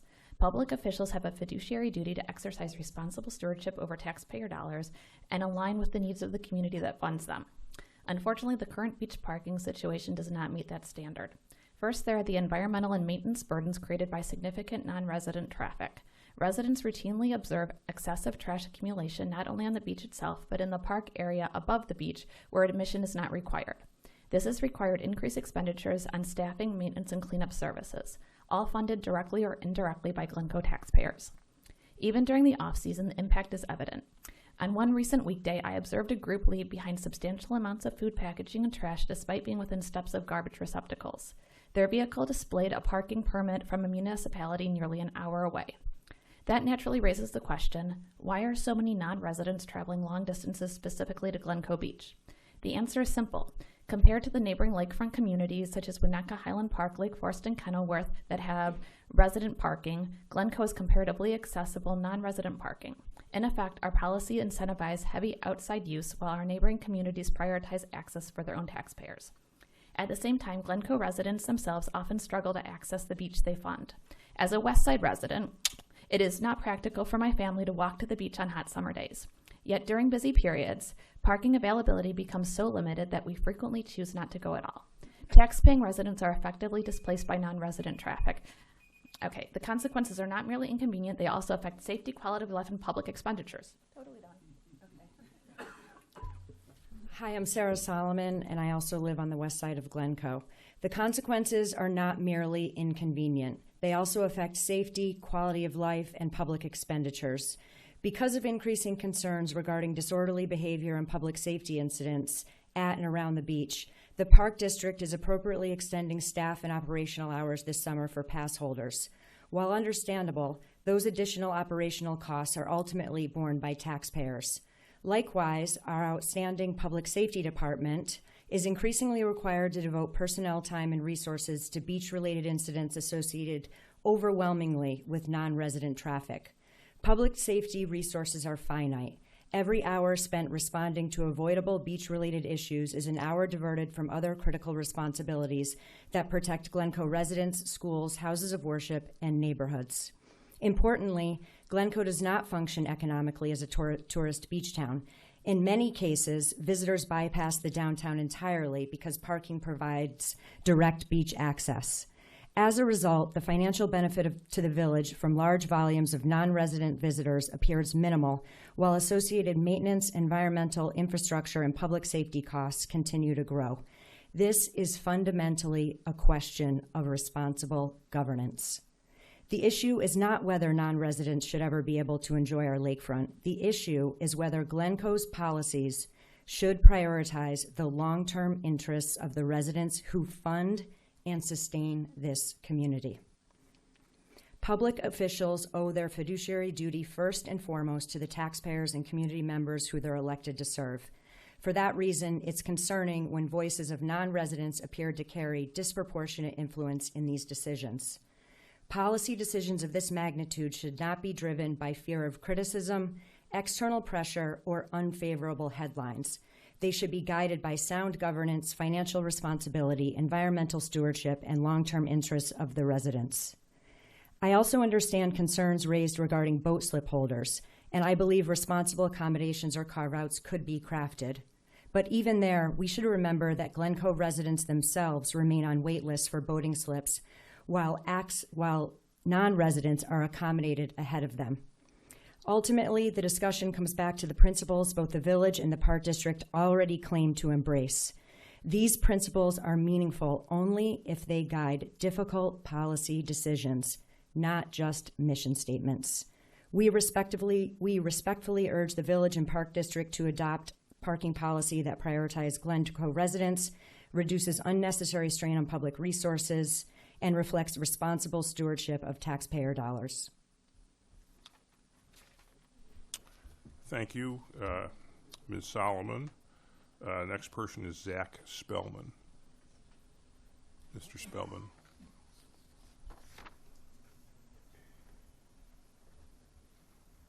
First, I want to say thank you. I've met with several of you over the last few months to discuss this topic, and I can tell there's a sincere will on your end to make accommodations for the community, and we're excited to see how this plays out. So I want to say thank you for the public safety officers. We appreciate the new efforts. We're excited to see what the summer looks like. My speech was very similar to the preceding speeches, so I changed it up a little bit. My name is Zach Spellman. I live on Longwood. I was excited to move to Glencoe. We found a great house, a beautiful park nearby, a beach. It felt like the perfect place to raise a family. We live on Longwood. We have 2 young children.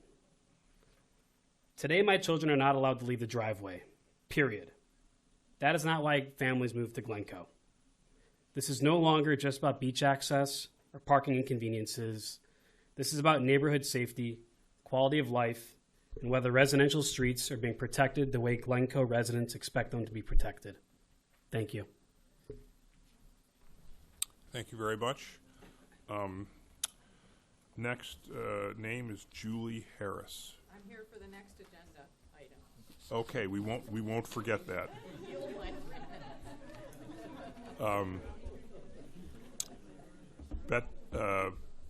Benji Schwartz.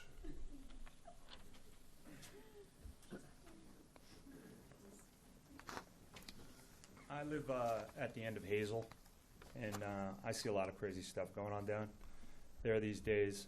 I didn't prepare anything, but as Zach said, we each have, I have 4 young kids under the age of 10, and everybody in our street has kids, and they've moved in here in the last 3 to 5 years on that street, Longwood, Hazel, in our neighborhood. And we're sincerely concerned about what's going on. The people that are coming in that area now are not the people that I want around my kids driving as fast as they're driving. My kids can't ride their bikes sometimes. I had to put gates in front of the house. Guy pulled up on my lawn one night. It's disturbing, and it's not why we moved here. And it's very concerning. So parking is a big problem, and you guys have to deal with that consequence. You have to come up with some kind of concept that's really going to work. And we all want to help you guys come up with ideas, but we have to be realistic, too, about what's going on at that beach and that park. And we have to make some real tough decisions in the near future. Otherwise, and I've talked to the police department, there'll be consequences. And those consequences are not going to be good for the community, kids, et cetera. We appreciate everything you're doing, but we need to do more. There's no doubt about it. So if we can come up with some more real solutions, specifically for parking, to facilitate everybody that wants to go to the beach, that'd be ideal. And we've discussed it 10 times, but it's got to be a real solution, So I'm open to anything, but definitely change for sure. Thank you, Mr. Schwartz. Next is Jeff Shapak.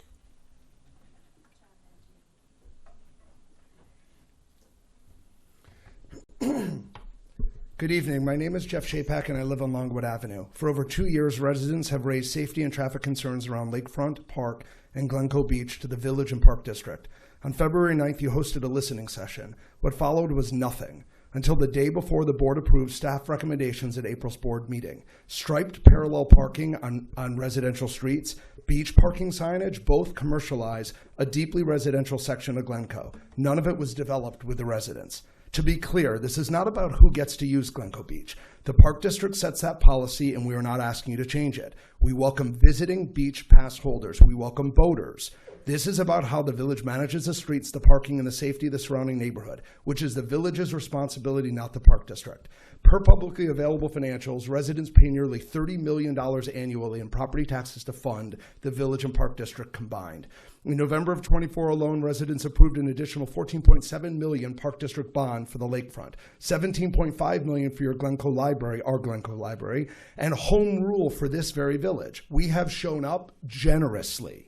The Park District's audited financials show beach and boating barely breaks even, but only because the village policing, traffic enforcement, and parking management aren't counted in their expenses. The Park District creates the demand, they create the mess, public safety absorbs the cost. two pockets, same pair of pants. At minimum, public safety should charge the park district back for these costs. Consider the 4th of July. The village closes streets. Salt trucks, barricades, police, fire, EMS, and drones overhead. No parking on adjacent streets. For those few hours, the village protects Lakefront Park like it matters, because that threat is real. You wouldn't deploy that response if it weren't. Highland Park is still fresh in our memories.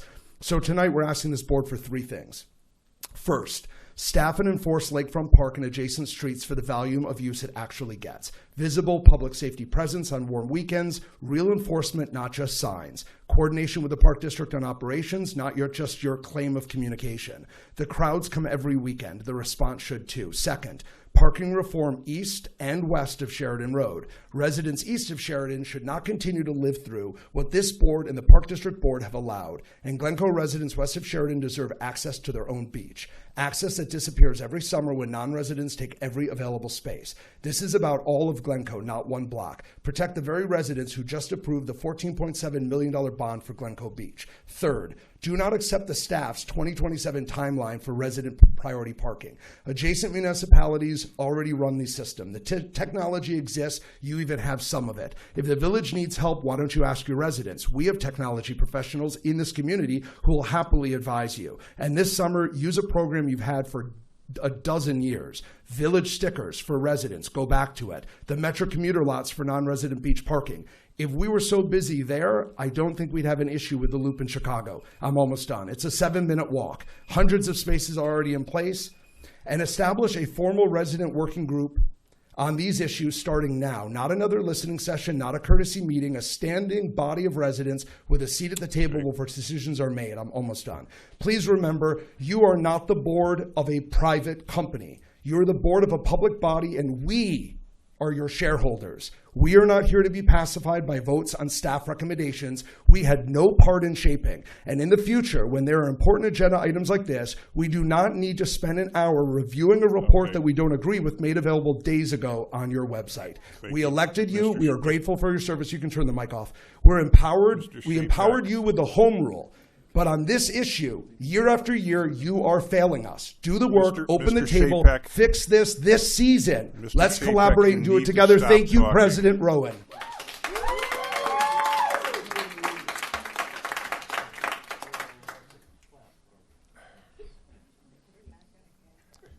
Okay. The next name I have is Bonnie Phoenix, but you may be on another item.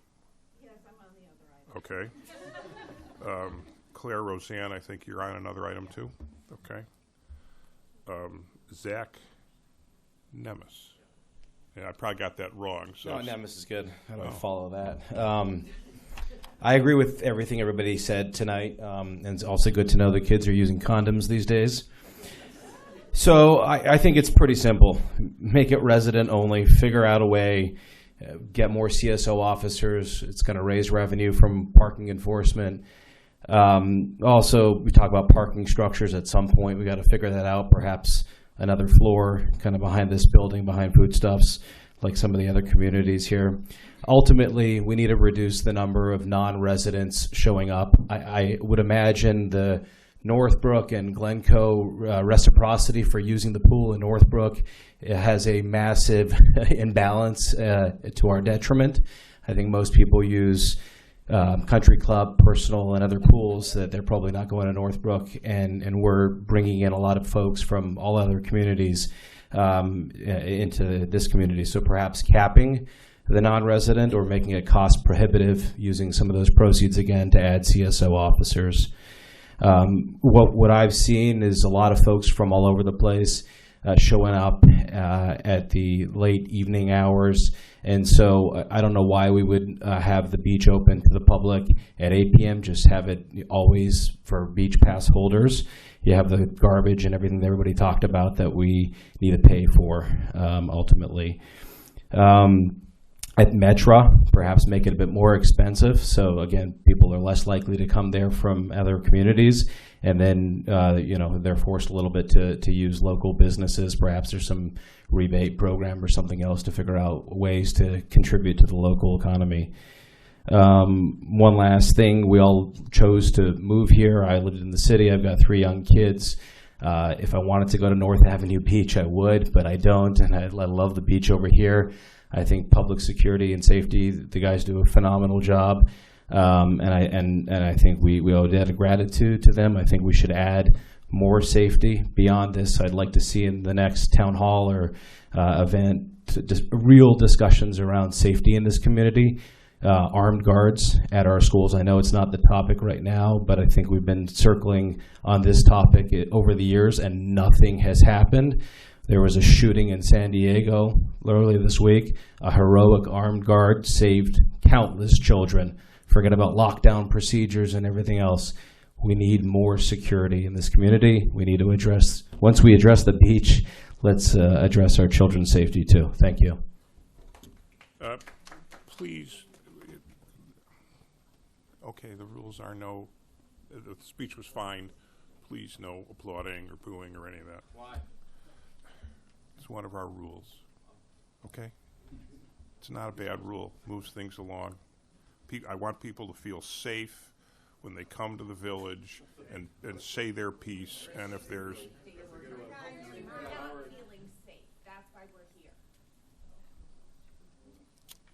Okay, the next person is Jay Schmiel. Mr. Schmiel.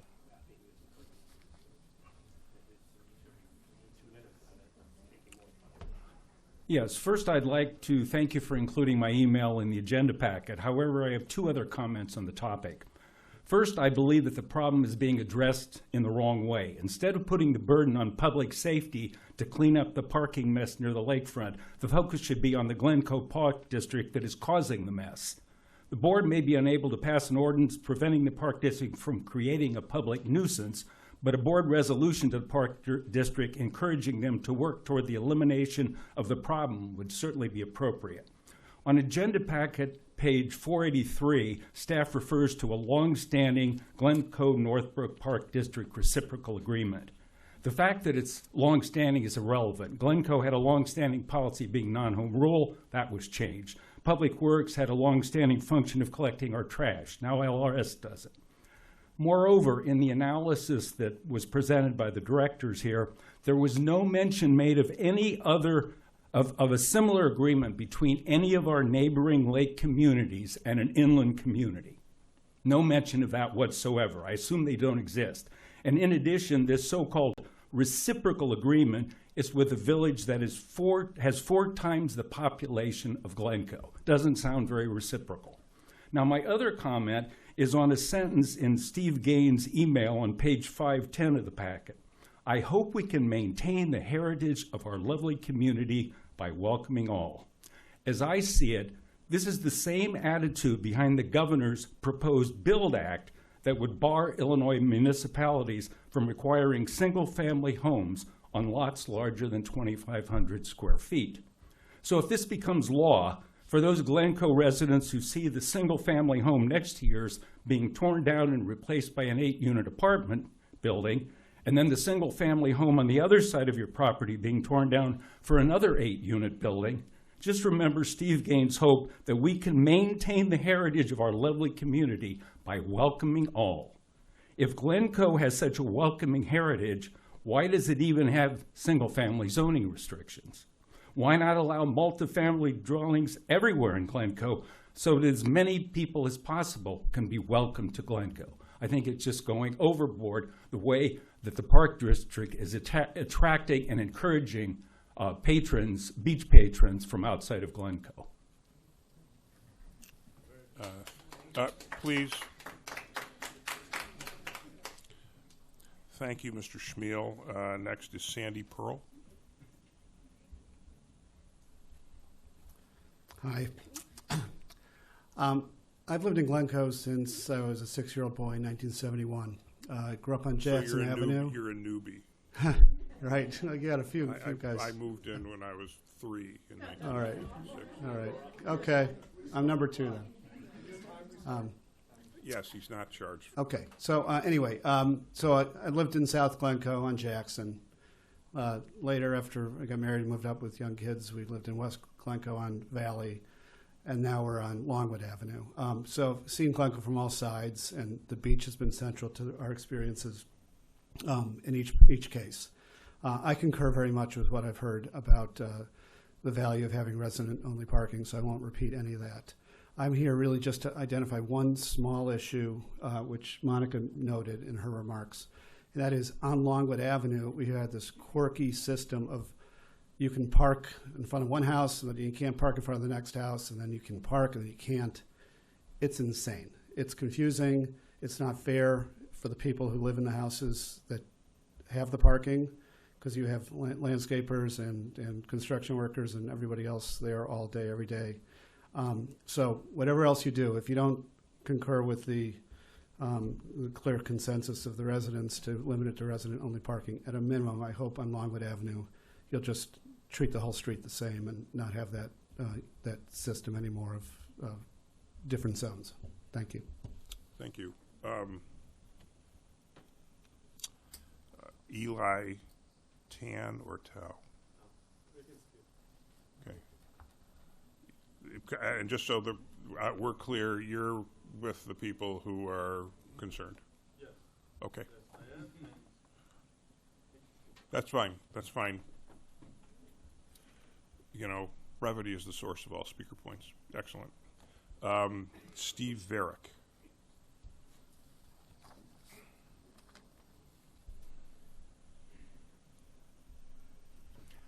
Good evening. I'm Steve Varick. I'm a 36-year resident, a relative newbie of Glencoe, an almost daily user of the beach. Have a boat on the beach, taught my kids to swim on the beach. I'm there almost every day. I'm on the lakefront, the Park District's Lakefront Advisory Group. I care very deeply about the beach and about access to the beach. I've read all the materials in the staff's presentation, and I have to commend them. As usual, they are very thorough and thoughtful and tried to think through reasonable and practical solutions on a basis that could accommodate competing interests. I'm here tonight, unlike all of my predecessors, to very strongly oppose any restriction of beach parking to residents only. I have a number of reasons for that, and I'll try to be brief, and I'll try not to repeat what was in the staff report. Most of the problems happen on hot weekend days. That's when it is crowded. There are other days when there are people. We will have non-residents. Maybe non-residents will leave unseemly things around. Maybe residents will leave unseemly things around. That's not something that can be controlled by this. But what the real problem with the congestion is on hot weekend days. On weekends, as you may know, the Park District has already addressed much of the congestion by limiting it to season pass holders. So the only real problem, or at least the worst of the problem, happens when they're not checking those passes, which is last year in a very hot September, was after the end of the season. This year, the season's ending at the end of September because of the construction that'll be done. So there will not be a period of time where there'll be a lot of people other than season pass holders on the beach this year. We have plenty of time to allow the staff's suggestions to see how they work during the season. The second time where there are not season, or people could come in who are not season pass holders on those hot weekends would be after closing time. But again, as was mentioned, closing time is being extended to a later time, so there'll just be that many fewer people.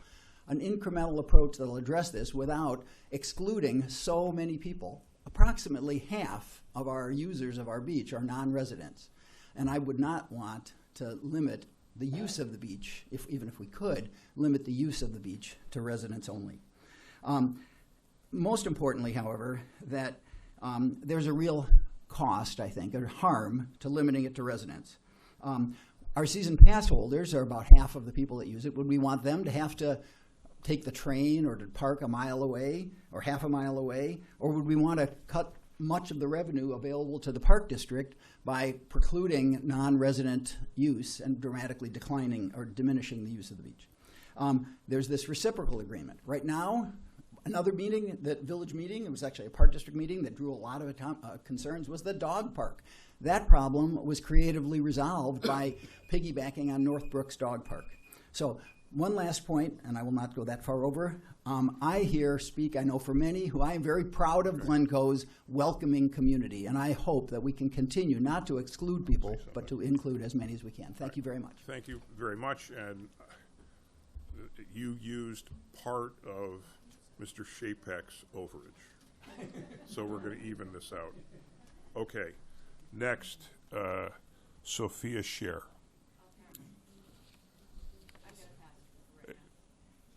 So you're, but maybe speaking later, so we should, okay. Susan Karp. Oh, wait, you're probably Historic Homes? Okay, so you're different issue. Heidi Keisler, you're probably talking about preservation too? Okay. Okay. Larry Smith. I'll pass. Okay, so you're going to speak. Okay, got it. Bart Schneider.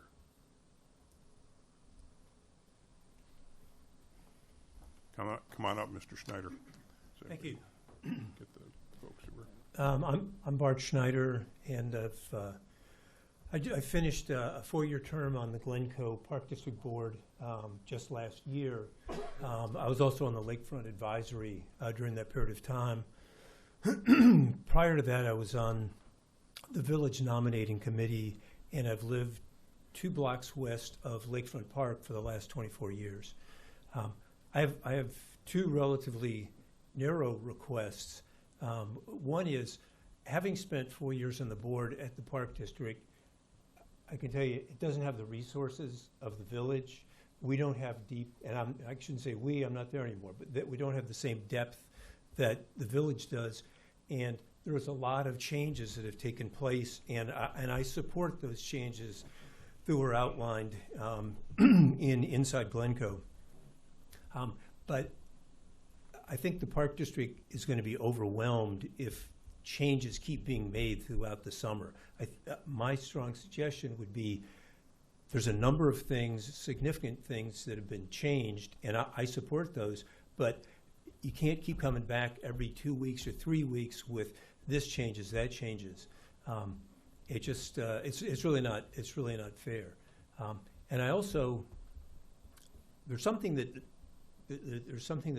I don't think people are aware of, and I understand the frustration here and the anger and just a feeling of like, boy, the Park District really let us down. There's trash in the parks, and yeah, they don't have unlimited resources to go collect the trash.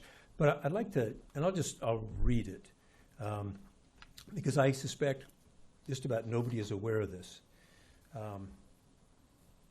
The highest national award for park districts across the United States is the National Gold Medal Award. In the category for communities with populations of less than 30,000, Glencoe Park District has been a finalist for 5 times during the last 10 years. It was also the winner of the National Gold Medal Award in 2019. Winners of the National Gold Medal Award cannot compete again during the subsequent 5-year period. So, in the past 10 years, Glencoe was either a finalist or a winner every year it was eligible. Based on these results for the last 10-year period, Glencoe Park District would be the highest rated park district in the United States for communities with populations less than 30,000. So in the midst of a lot of frustration, I think there's always a need for some level of gratitude that we have incredibly fantastic people at the Park District. They work incredibly hard, and there's no shortage of phone calls being made to the people working there to go somewhere else. So please show some respect and patience. Thank you, Mr. Schneider. Okay, no, we're not. I know people liked it. Please no. Carl Gattegno. And if I you won't charge your time if I got the name wrong. Right, so thank you. Carl Gattegno. I live on Lakewood and Beach. I actually have a COVID puppy, so I walk around the park probably more than anybody, and I work from home. And I can tell you, first, Glencoe's an amazing community. Thank you and your staff for taking care of us and keeping us safe. It's really great. But just one stat that stood out is it's 50% beach attendance is Glencoe residents. I think that's only part of the problem, and it's misleading because we're talking about parking and safety and resident access, and not just access to the beach itself. We're talking about people who are parking in and around the beach. And I can tell you, just walking around, it's grown exponentially the past couple of years, the number of folks who are kind of coming in. And I think some of the stats we said is that the beach closes at 8. Sunset can be as late as 8:32. And then parking goes until 10 p.m. So there's a long window, and there's a big wave of people who come around that time. And that's the issue. It's about safety. And frankly, I think it's becoming self-fulfilling a bit, because you have a lot of folks who know this now, and it's free parking, and so it's a self-fulfilling issue. I can tell you it's a residential neighborhood, as everyone said. It's over 100 spots. And we had an incident earlier in May that was scary. And I think that you said that it was a complete knucklehead, which is great. But I worry about, what if the next person isn't a complete knucklehead, right? It's a residential neighborhood, and I worry about safety of me and my family and my neighbors. So for real, I mean, we live in a polarized world, and I worry about some type of hate crime or something. And I think it's the villages and the board's responsibility to address that. So thank you for your time. Thank you, Mr. Gattanio. Melissa Grund. I'm going to pass. I wholeheartedly endorse what many people have Okay. Isabel Toplinski.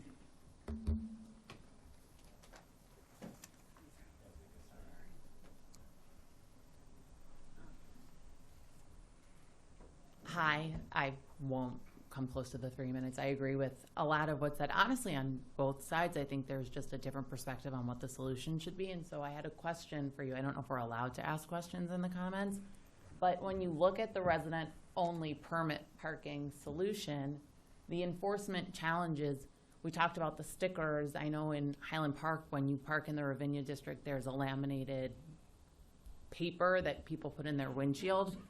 Is the enforcement the reason that's not being recommended? And do we have a sense as to whether or not residents would be willing to implement that system? What is the problem with being able to do that?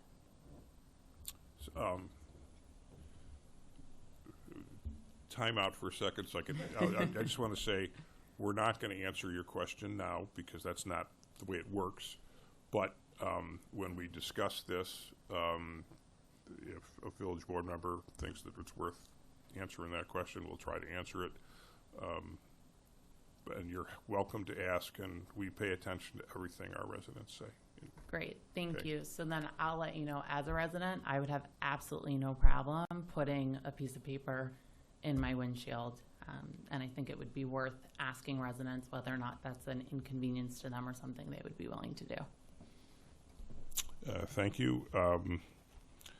Sahar Hayes. And if I got that wrong, fix me. Okay. Steven Dresner.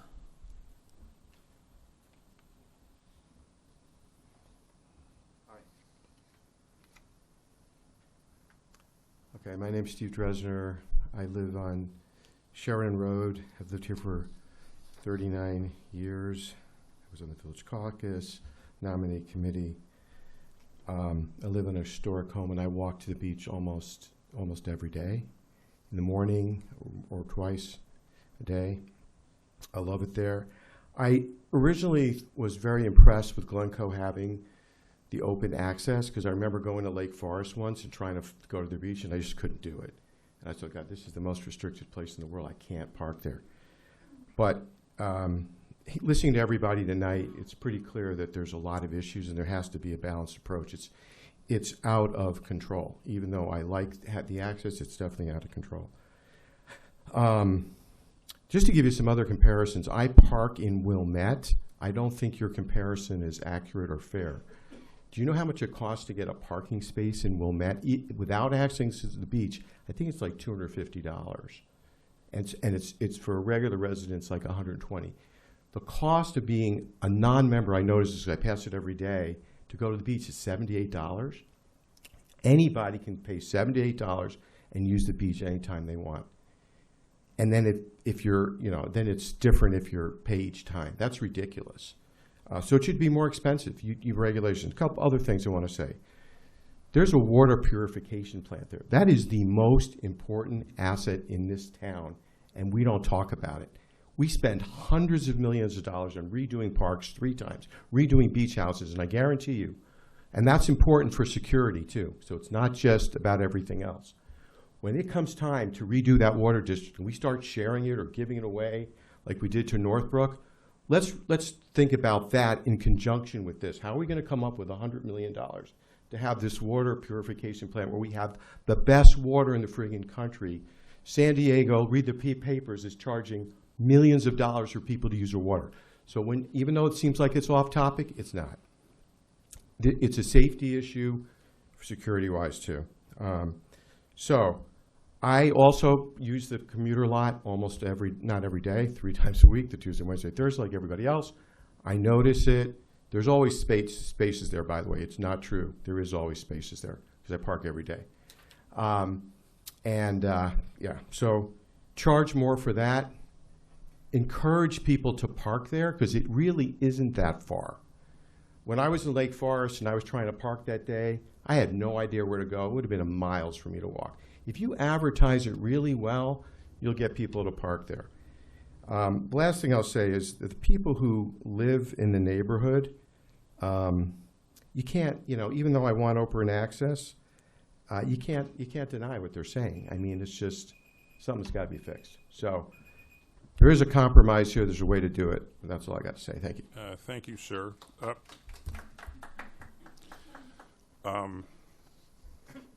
Lori Morse.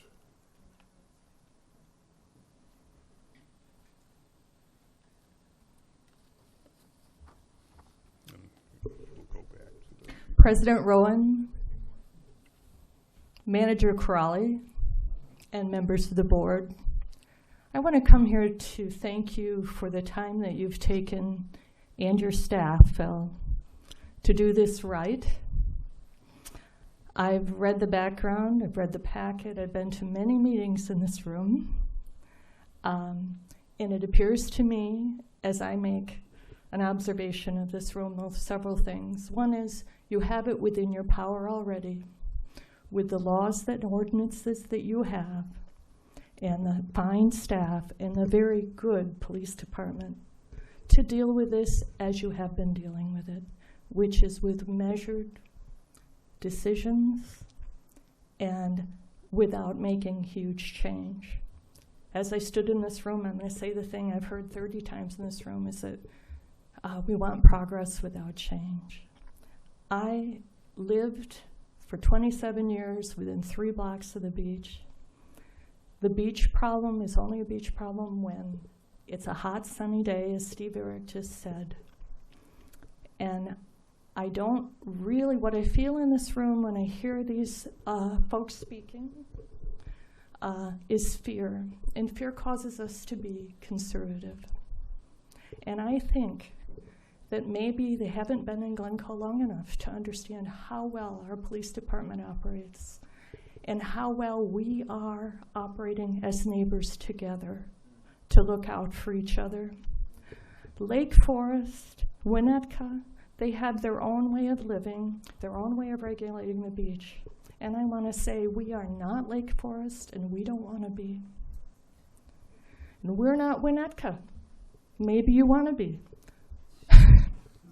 But we have the policies around the beach, and I'm on the beach all summer long.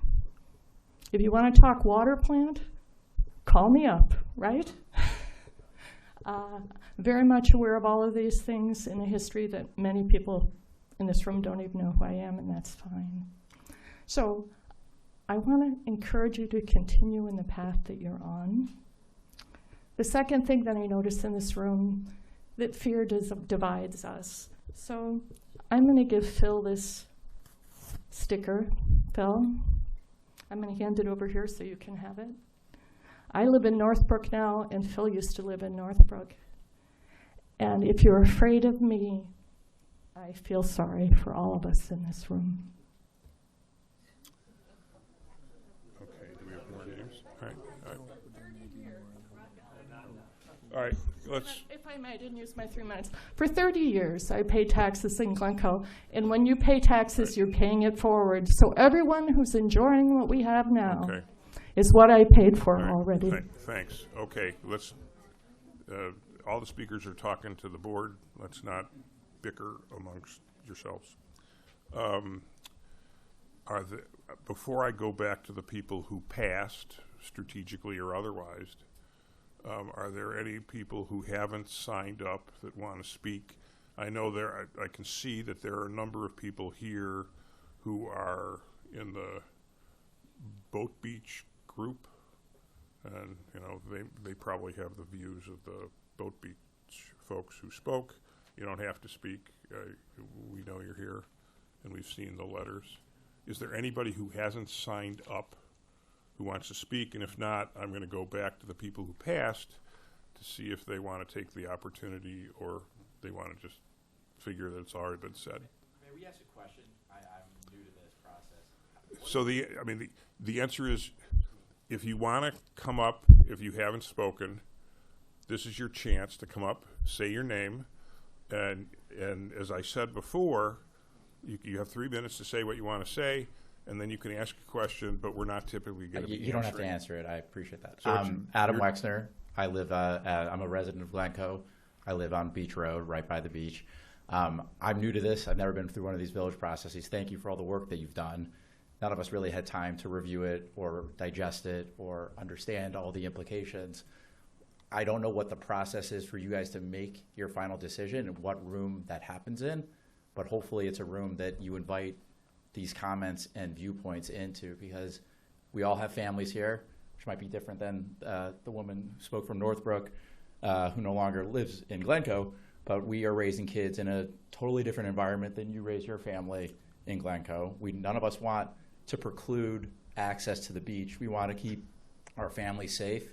My kids play on my driveway.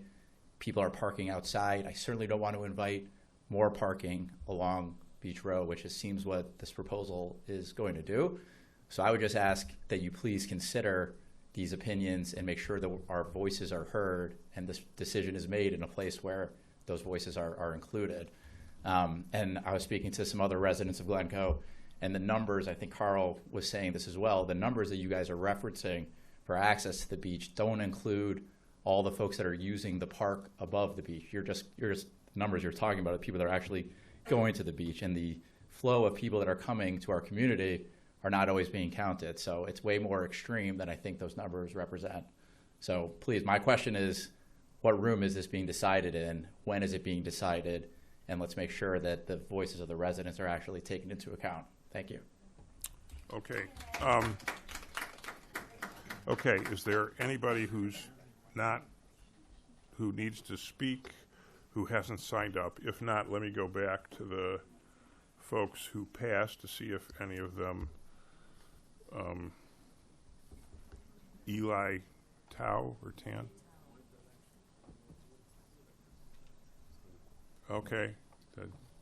No. Melissa Grund. Okay, thank you. Sahar Hayes.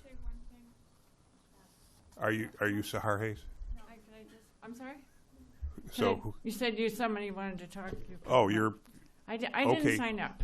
I didn't sign up. Okay, say your name. Say your name. I'm sorry. Please, and we'll my name start. is Becky Mikolajczyk. I live on the corner of Beach and Sheridan. Okay. And I really came for the landmarks, but I'm hearing I'm hearing all my neighbors talking like this, and I'm yep agreeing, because I see it too. I mean, I live on that corner there. In the summer, they're just parked. You can hardly get in your driveway. You can't go down there. It's just packed. So I think a lot of people have come in and overrun the place. So just if I agree with them. They got little kids and they live down there where it's secluded. I'm on a busy road, which is actually, we get a lot of visibility. So, we don't have people loitering around so much. But I just feel like safety is really a priority. And for them to be so worried about the traffic, I mean, it's a beautiful town, and we just need to maybe look further into this and try to make sure it's more visible and managed. So just because I live down the street, I wanted to comment and support and hope that you can look more into this issue because it is an overloaded situation this summer of people coming in and parking on those streets. Okay, thank you. Yeah. Thank you. All right. Okay. I think we've covered everybody. Oh, excuse me, ma'am. Okay. Tell us your name. Hi, I'm Sophia Scher. I'm a 33-year resident of Glencoe in Hubbard Woods. So I used to be in the Winnetka Park District, and now I'm in the Glencoe Park District. I'm not against some changes regarding parking, but from what I've heard, I hope that Glencoe residents are not trying to limit non-Glencoe residents from using the beach. I mean, what's next? You're not going to let them use other parks? You're going to police the library, perhaps stores? Here, in item number 4, reports of committees, there's actually a Glencoe Council for Inclusion and Community. I just want to remind people about that. I didn't hear anybody speak on that today earlier. Maybe I missed that.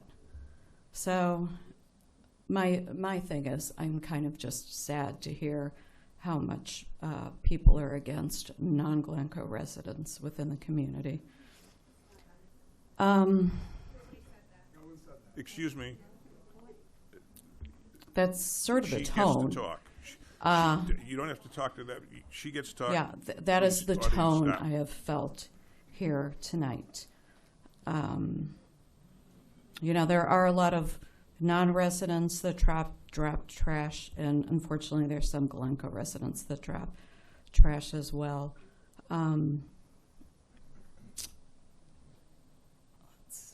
You know, regarding the signs that are already up, I think the black signs are very unfriendly looking, honestly. And also, I think by putting a QR code on your signs, you're excluding people that don't have iPhones, just like some communities exclude people by requiring them to pay with credit cards. So again, in the spirit of inclusivity, I hope you guys will think about that. Thank you. Thank you. Okay, I think, is there anyone else who wants to speak? And what's your name, sir? Hello, my name is Eli Tal. Oh, one okay. of the guys that passes. Okay. I convinced my wife in 2020 to move to the suburbs. My wife is really like the city, the vibe of the city, and I'm more like, I like family. I like to go to parks and take the kids. I have 3 little girls. We moved to Glencoe in end of 2020, and I love the parks.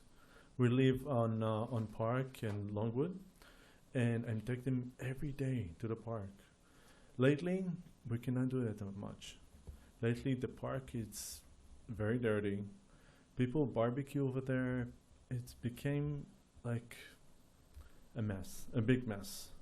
Like people mention condoms and other things that I wish my kids would never see. So parking in that area, I definitely agree with everyone over here. Only for Glencoe people, just like other areas in by the beach. Only for Glencoe. Let other people park by the train. They can walk like everyone else. That's it. Okay, thank you. Anybody else who hasn't had a chance who wants to speak? Okay, I don't see anybody, so that concludes the time on this agenda item when people who came, the public would speak, and now is an opportunity for board members to talk about this. So I'll invite board members to say what they. Let me just say, the village board has read everything you wrote to us. We have listened to everything you've said tonight.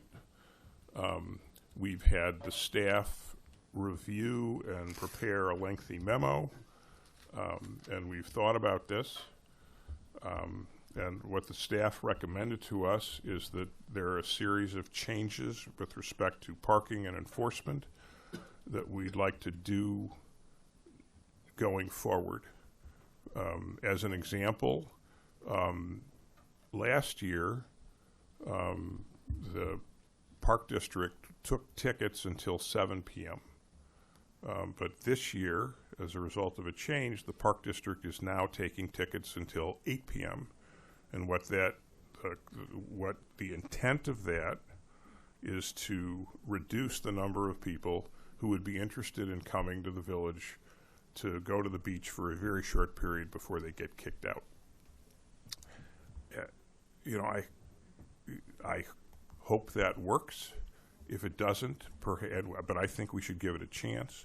If that doesn't work, then maybe next year it'll have to be 9 p.m. and you just take tickets till the minute it gets dark. As I understand it, some of our other neighbors control their beach population by making it by excluding non-residents. That's one of the ways they do it. What Glencoe has done, the Park District, which controls the beach, is they do it through the passes that they require people to have. In 2021, after the pandemic, there was sort of an explosion of people going to the beach. And as I understand it, what the Park District did was they initiated a season pass only for the weekends. And that had the effect of dramatically reducing the number of people that went to the beach. And it got the numbers to be actually lower than they had been, not just in the pandemic, but earlier. The Park District controls the population that way. I have to say, I've heard a number of people, and I'm sure everyone is sincere about this, that they're concerned about a lot of enforcement issues. The village has proposed a series of enforcement programs. We haven't been able to do it yet because they're just recently proposed and the season hasn't really started. But I think we should give those procedures a chance to see if they work. I think they will work. I don't think that the problem in Glencoe is that we have hordes of people from Northbrook who are doing terrible things. I don't think that's what's happening. And I think it would be very difficult. I'm sympathetic to the point made by one of our residents talking about the Park District. The village needs to work with the Park District, and we're going to do that. We also need to listen to our residents, and we have done that. That doesn't mean we've done everything the residents have asked for, at least not yet. And when I say the residents, I mean the residents who've come here to talk to us. There are other residents that are going to have different views. So my view is the Park District has made some changes. They're going to take tickets until 8 p.m. They didn't do that. The hope is that that will reduce the people who are coming in to try to go to the beach for free. I think that's likely to work, but if it doesn't and it has to be 9 p.m., then they get to decide, but I personally would ask them, okay, try 9 p.m. and see if that works. In addition, we're looking at increasing our enforcement at the village. We're trying to make sure we have officers going down to clear people out. We have proposed to increase the enforcement on parking in the area. In addition, we have proposed to mark the streets so that we have better control over the parking. I think that's a good idea, but I don't live there. If the sense of the residents who live at Longwood and Park and Hazel and Beach. If you would prefer that we don't do that, it'll make parking enforcement harder. It'll be less clear. But we're not going to force that on the neighborhood if they don't want it. I think we should try it. I think if we mark the streets in the pretty unobtrusive way that Public Works Director Sarna proposed, that'll help. But if the sense of our residents is you don't want it, okay, we won't do it, and we'll do our best to enforce without it. But my view is that the Park District has made changes. We're proposing changes. I hope those will work. If they don't, then we will consider more changes. This year, the park is gonna close. The beach is gonna close, I think, September 1 for repairs. So this year we're not going to have the issue of the warm October day when there was no park coverage at the beach. But so my suggestion, which is basically consistent with the staff recommendation with all the studies, is that we should try this, and if it doesn't work, then we'll consider more. I don't know if we're going to have to go to resident only. It's not obvious to me that if we went to resident only that would fix the problem. And it's not evident to me that resident only would work. For example,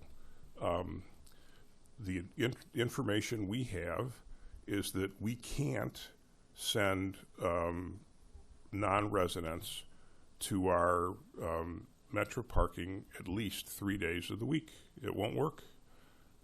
There is space in one of the lots, which is the southwest lot, but we're pushing to have that used for the Uptown Business District. And it'll undermine our plans for parking in the business district, which people always complain about. So let me say one other thing.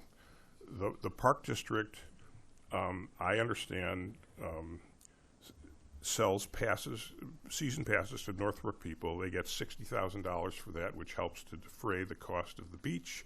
It keeps the cost of the passes to the beach for residents lower.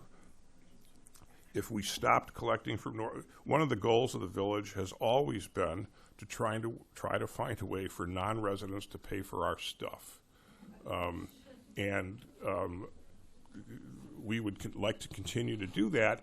And if we said residents only at the beach, that would probably undermine the Northbrook Pass program. It would undermine the reciprocal program in which people from Glencoe can use their dog park and their swimming pools. This is a long time ago, but when my children were young, I didn't want to be a member of any club that would have me, and so we went to the Northbrook pool with our kids. Is that a good program? Well, the Park District thought it was, and that's their call, and I don't want to trash that by prematurely assuming that what's been proposed so far won't work. So that's my suggestion. Are there other thoughts from the board?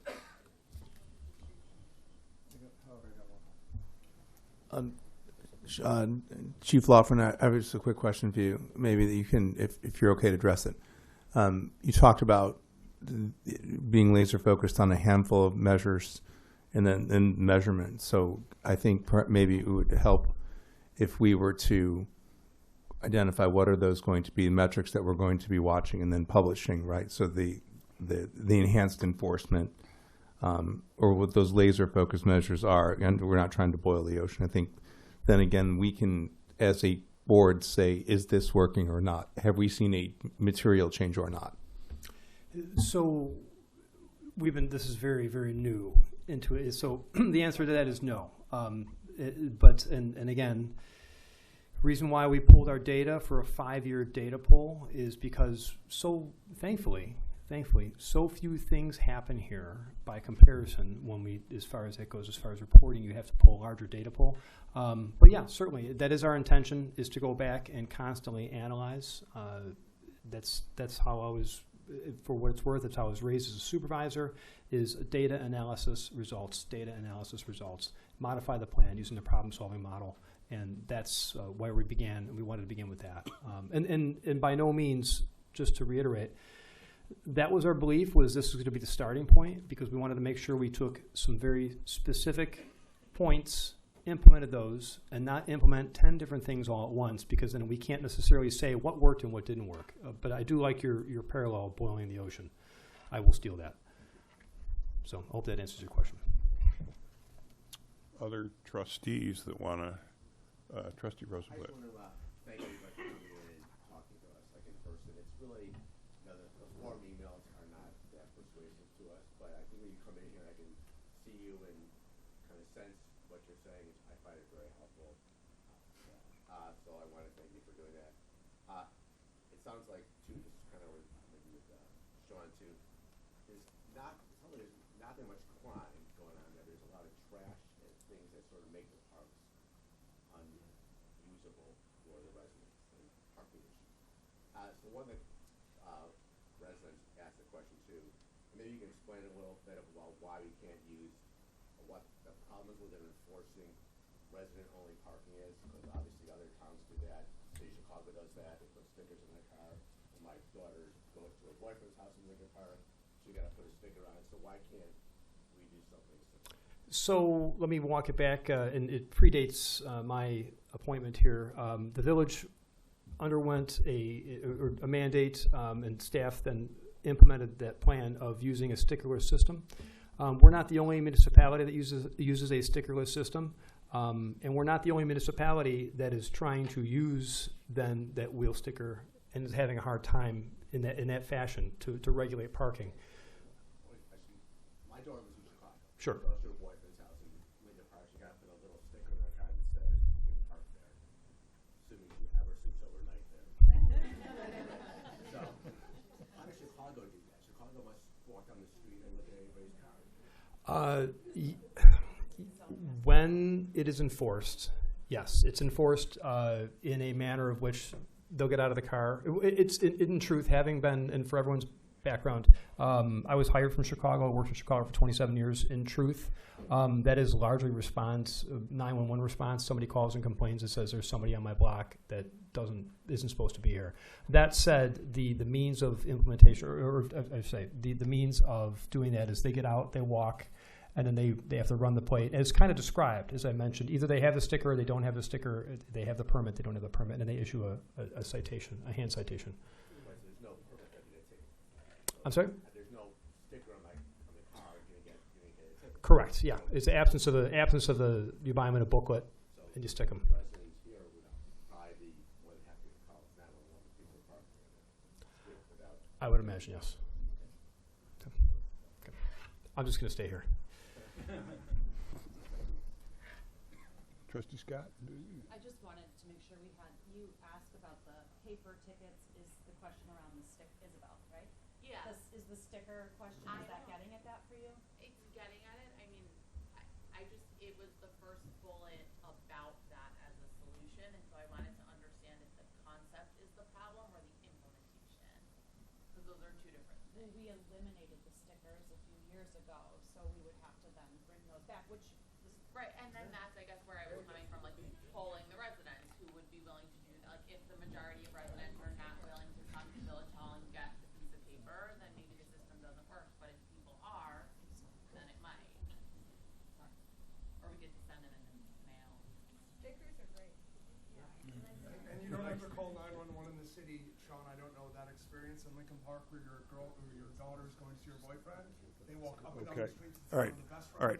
Mr. Shapek, Yes. this is not a time for. You have subject matter experts. You have others in the room. Mr. Shapek, we have rules. You should at least know the answer to a question. If I may, Mr. Shapek, I'm sorry. I may have. I'm not trying to make it seem. I'm solely speaking from a law enforcement perspective. For everyone's information, there are 12 different entities in the city of Chicago that issue parking tickets. The police are only one of them. So I believe what you're referring to is, I think it's one of the subcontracted companies that does that. And that may be done through the Alderman's office. From memory, if I recall, there's law enforcement, there's buses, there's CTA supervisors, aldermanic supervisors, JC, Glencoe, street sweepers. There's a host of different agencies that issue citations. Actually, the citations, parking citations in the city of Chicago, the least number of citations issued in Chicago are actually by the Chicago Police Department. They're the lowest number of inputs. Mr. Shapek, stop talking. Mr. Shapek, stop talking. Stop talking. That's like me saying you should stop talking. All right. Mr. Shapek, stop talking. Okay. Are there any other trustees that want to talk about whether we should follow the staff recommendations and give the staff proposals a chance to work, or whether we want to do something different? Gary, Trustee Rubin. First of all, importantly, very importantly, again, thank you all for being here. Thank you for being willing to express your opinions on different sides of the issue and different concerns. So anything I say, I'm not painting everyone with the same brush one way or the other, good, bad, or indifferent. What I recognize is a very strong emotion that this brings out in a lot of people. Again, on both sides. And for, reasons that everyone knows what's going on in the world, and everyone knows all the terrible things that we read about. Thank God there aren't more of them, but everyone's worried about stuff like that. So, somebody said it. They heard fear, and so that pushes, a button very, very deep within all of us. And you can't say, you should just don't be afraid. It's fine. It's not. It's understandable. It's rational. But the question is, okay, given all that, does the suggestion, and I'm wrestling with this issue. I have not come to an answer in my own head, frankly, because of all this stuff. I hear people saying, if we make this resident-only parking, then my kids can play on the driveway, and there won't be any problems, and nobody has to be afraid anymore. And that, we know, is not what you're really saying, because that's obviously a silly argument. So I know you're not saying that. So then what will the resident-only parking fix? Will it fix people coming from, they parked elsewhere, further by the train station, or it became problem of your neighbors? I think it was your own email to us that said, hey, if we prevent this resident-only parking here, but then it becomes a problem for people on the other side of Sheraton Road. And I will also raise the safety issue with a lot more people crossing Sheraton Road, the way people drive down Sheraton Road, because we all know everyone's going to go to that stoplight to cross.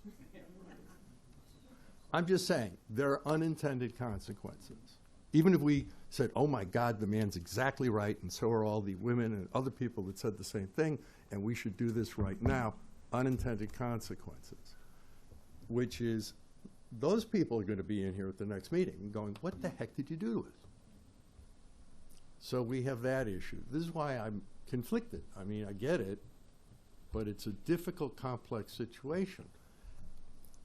And you yourself have said over and over again, you're not saying don't let non-residents, don't prevent non-residents from using the beach. I don't want to put words in your mouth, but you've made that very clear.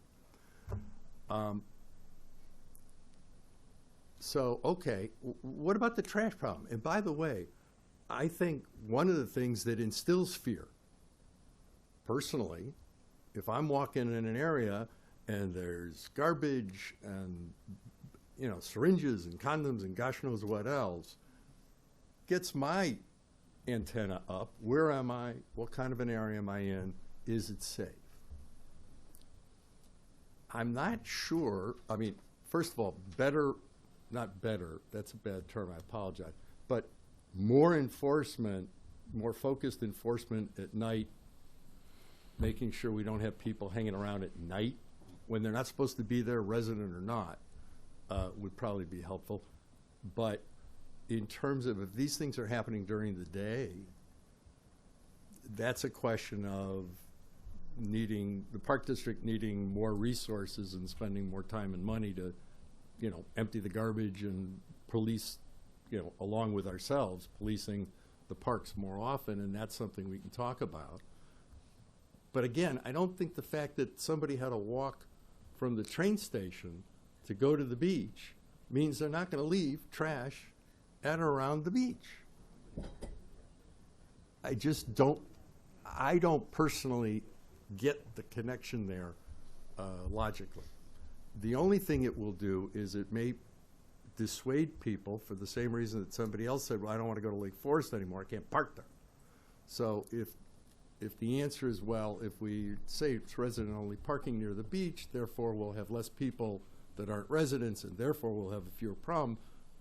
But again, that's expressly not what at least a number of you have said. I just lay this out there. I apologize. I'm way over my time limit. But I just want you to know that I hear you. I'm not saying any of the things you've said are illegitimate or inappropriate or not rational, okay?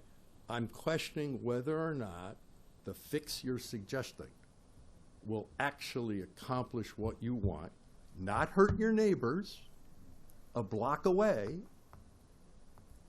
and are practical to implement, even with extra resources. Even if we say, hey, good news, we're going to devote more of your tax dollars to parking officers and such. And they're going to have that latest technology. And we're going to make everybody have a sticker and do all that. We might not be able to do it this year, but, and we do all that, we spend all that money, will it actually fix your problem? Because all those spaces will still be taken by somebody. Because people still want to use the beach, including Glencoe residents. So you're still going to have the same number of people parking. You'll have eventually once people learn they can't park over there, you'll have less traffic, but you'll have as many people parking. And unfortunately, perhaps some of your neighbors aren't as neighborly about parking as they should be occasionally, so there'll still be some violations occasionally, but we can deal with that. And,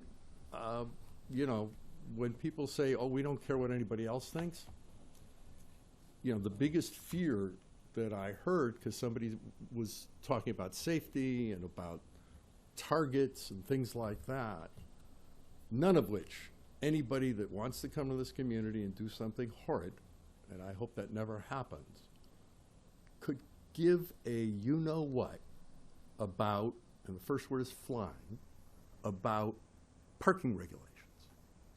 Because if you believe that, I'm sorry, then we will never come to agreement. And again, that scares the heck out of me, and that's where these folks are most focused.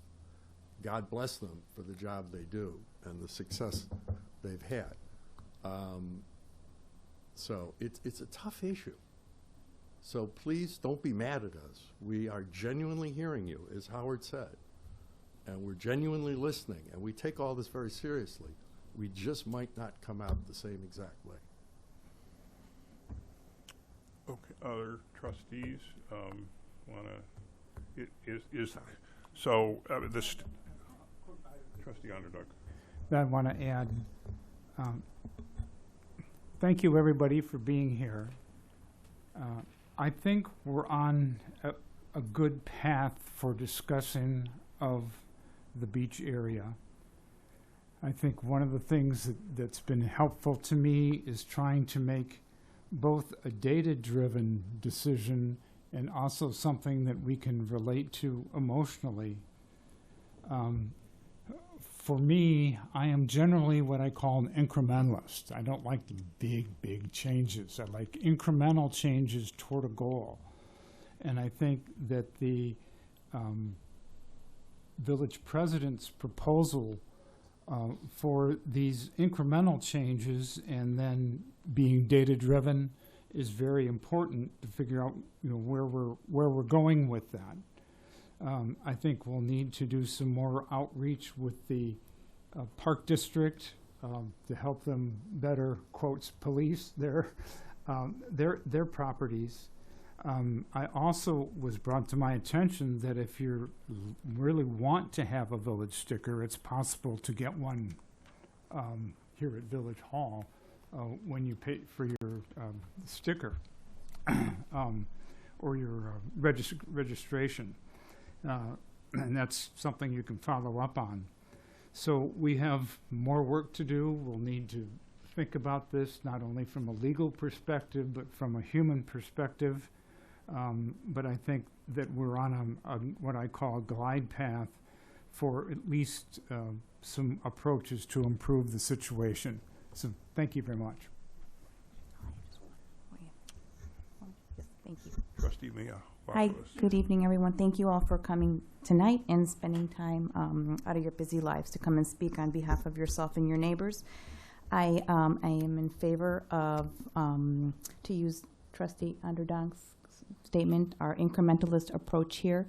I'm happy that the village is working very closely with the Park District. That's what you want to see in a town where we have, all the sister agencies communicating together and working, collaborating, and working together to a common end.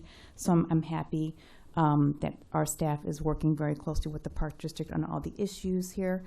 So I see we've done, we have a bunch of things that we're going to try on the village's behalf. Whether or not we decide to paint the streets, we'll see. I like the small idea with the small T's. They're tasteful, a little more thoughtful, but we can decide whether to do that or not.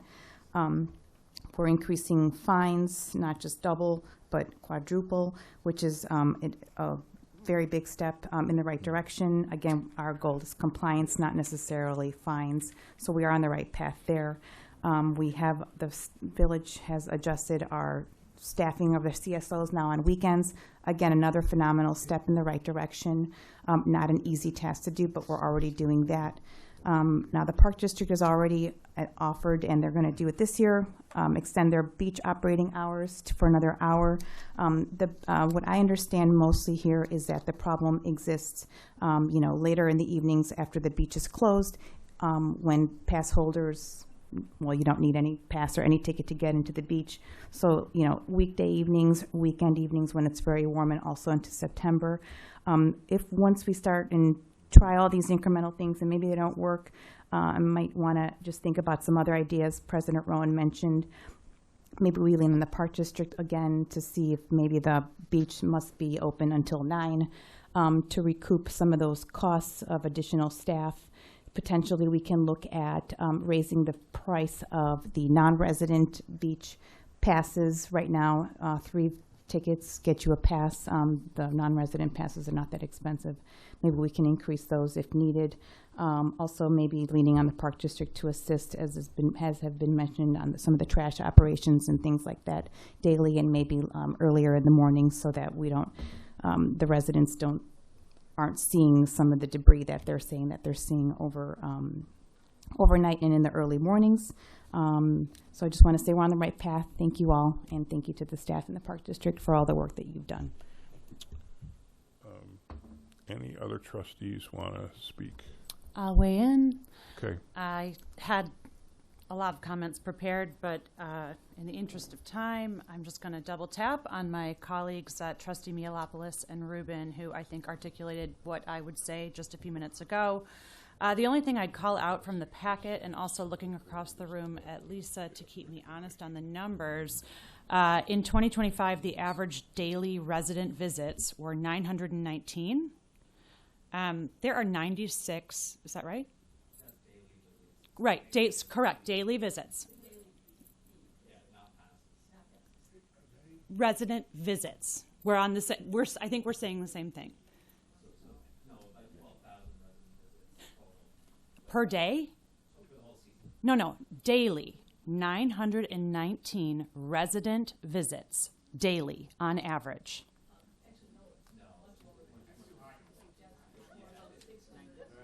So 600 and change. Go with the lower number, 600. Resident, just because it's residents and not outsiders. 600 and change daily visits by residents. I'm just literally pulling the numbers from the packet, so I'm asking for clarification. I don't need it from you, I need it from Lisa.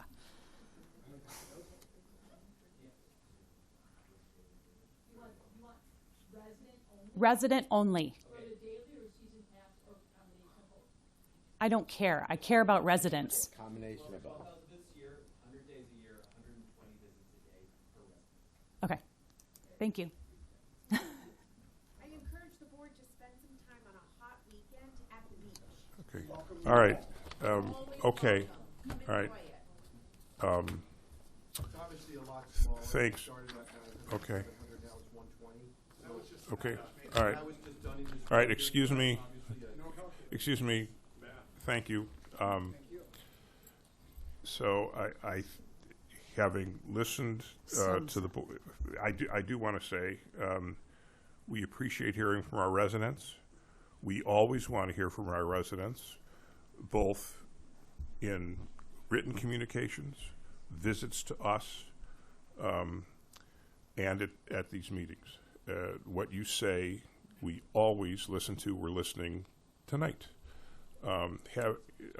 Having listened to the board's discussion, I think the way we're going to proceed tonight is with what Trustee Onderdonk said is the incrementalist approach, which was proposed by our staff.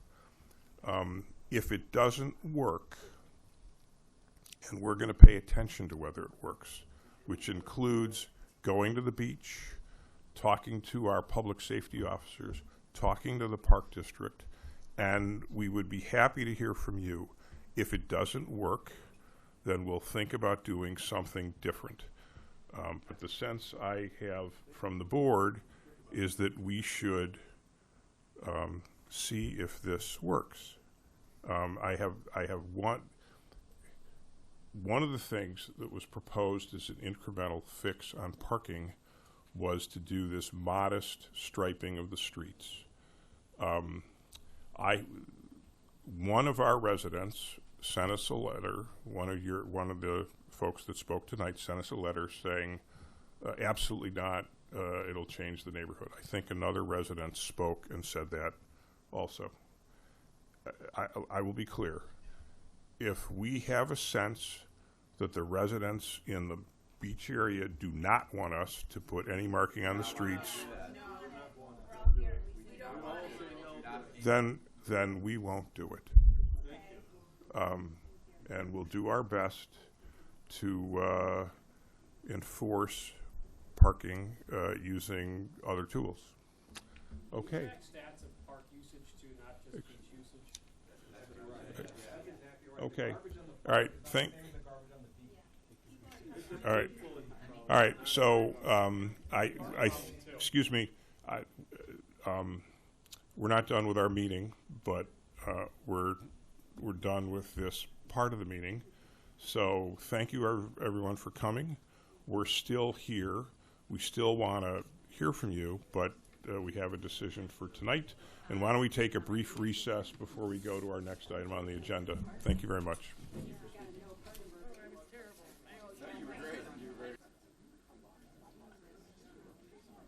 Thank you, everyone.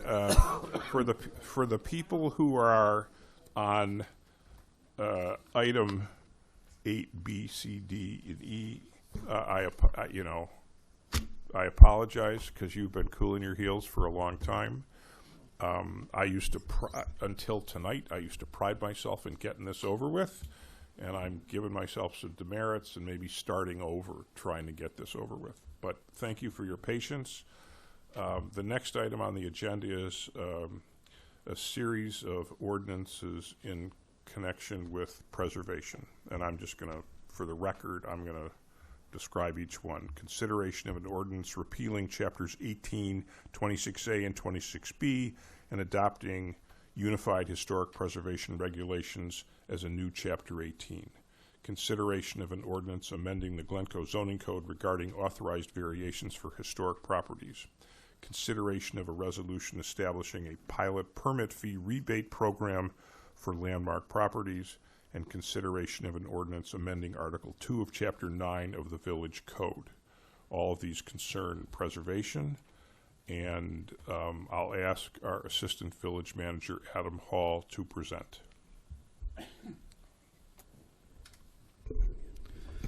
Thank you, President Rowan. Good evening. Before you this evening, as you described, is a series of proposed updates to the village's regulations that impact preservation. The first item for consideration is an ordinance amending or repealing several chapters and establishing a unified historic preservation code. At the March 19th Committee of the Whole meeting, the Village Board directed staff to prepare a comprehensive update to the village's preservation ordinance. The proposed ordinance before you this evening repeals Chapter 26A, 26B in their entirety, and the obsolete Chapter 18, which regulated florists, and adopts a new consolidated Chapter 18 dedicated to historic preservation. The new code language is modernized, clear, and workable for staff, applicants, and the public, and incorporates the policy direction the board has provided throughout this process. Moving into item 8C is a consideration of an ordinance amending the Glencoe zoning code regarding authorized variations for historic properties. At the September 2025 meeting, the Village Board referred the exploration of preservation-based incentives to the Zoning Commission for review. The Zoning Commission held a series of public meetings in December and January. These included presentations by the Preservation Commission and direct feedback from property owners of landmarked homes. After that process, the Zoning Commission adopted a resolution recommending approval of the proposed amendment. The recommendation is a set of expanded variation limits for historic properties. The setback variation cap would increase from 20% to 30%. The gross floor area variation for honorary landmarks would increase from 15% to 25%, and the gross floor area variation for certified landmarks would increase from 15% to 35%. The proposed increases are intended to give landmark owners more flexibility to adapt and invest in their properties. Just so the board's aware, the Zoning Commission's recommendations directly advance the strategies adopted by the Village Board in the 2024 Comprehensive Plan. Moving on into item 8D, consideration of a resolution establishing a pilot permit fee rebate program for landmark properties. The proposed resolution establishes a pilot permit fee rebate program for landmark properties. The intent is to encourage continued investment in and stewardship of homes the village has designated as landmarks. The program rebates building permit fees up to a cap of $10,000 for projects that exceed $50,000 in cost. The program is structured as a 3-year pilot program, and each property is limited to a single rebate. Rebates are subject to approval and available funding on an annual basis. The pilot program is designed to be revenue neutral, and it's paired with the next item, which is the newly proposed demolition fee. The program commencement is tied to the budget approval with an anticipated start date of January 1st, 2027. It does include the clawback provision that the Village Board had discussed at a previous meeting. Moving into item 8E, consideration of an ordinance amending Article 2 of Chapter 9 of the Village Code. This item funds the rebate program as proposed. The ordinance establishes a new demolition fee for residential structures. The revenue from that fee is dedicated to funding the pilot preservation incentive program. Just a note on the mechanics, the ordinance establishes the fee itself, but the dollar value of the fee will be considered during the annual budget process. As proposed, it's $3,000 for a standard residential structure and $5,000 for an honorary landmark. The anticipated collection of the fee would again coincide with the start date of January 1st, 2027, aligning with the rebate program. To summarize, tonight's legislative actions modernize the preservation code, expands the variation tools available to landmark owners, creates financial incentives for investments in landmark properties, and funds incentives through a dedicated demolition fee. Staff and the village attorney are happy to take any questions, and the Preservation Commission Chair, Van Vacton, is also here in the audience this evening. Thank you. Thanks for that presentation. This is not a new subject for the village board. We've come a long way. What I'd like to do with these preservation changes is the same thing we did with the prior issue, the beach parking, and that is to ask our residents and people who came in to talk about this if they want to use their 3 minutes. So, in order of the sign-up sheet I'm holding, Julie Harris.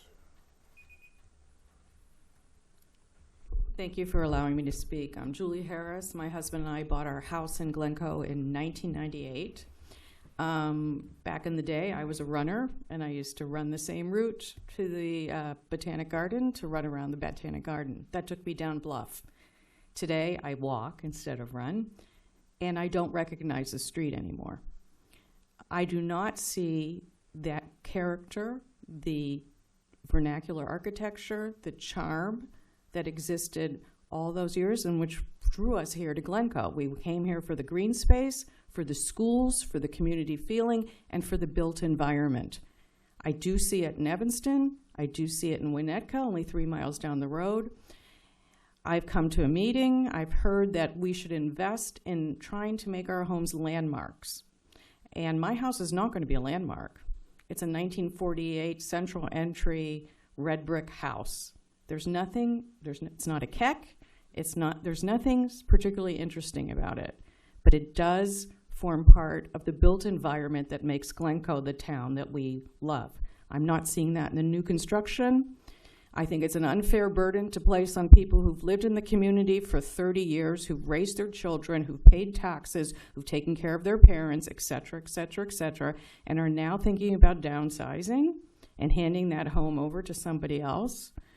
I think it's an unfair burden to place that kind of renovation on them in the hopes that the person who buys them won't just tear the house down, or that a builder won't show up and tear it down and build the same white house that we're seeing over and over again in this village.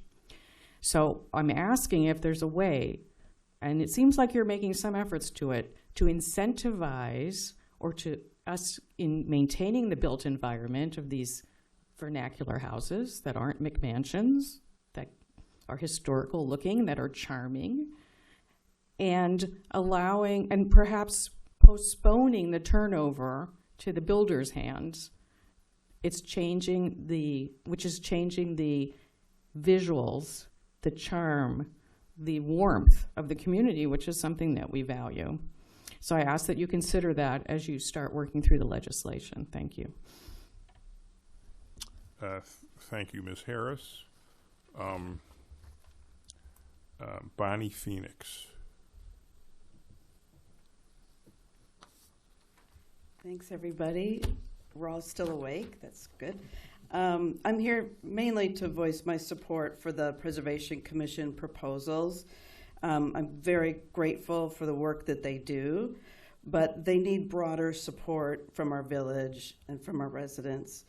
Our village trustees and management like to espouse Glencoe's incredible architectural heritage.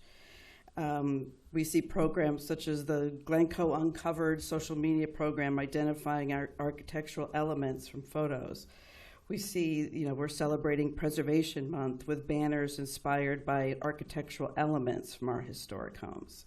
The library is hosting a series of discussions around our architectural heritage. Notable architects such as Frank Lloyd Wright, Howard Van Doren Shaw, Edward Dart, Keck and Keck, David Adler. And yet, we have allowed the demolition of our architectural heritage over and over again.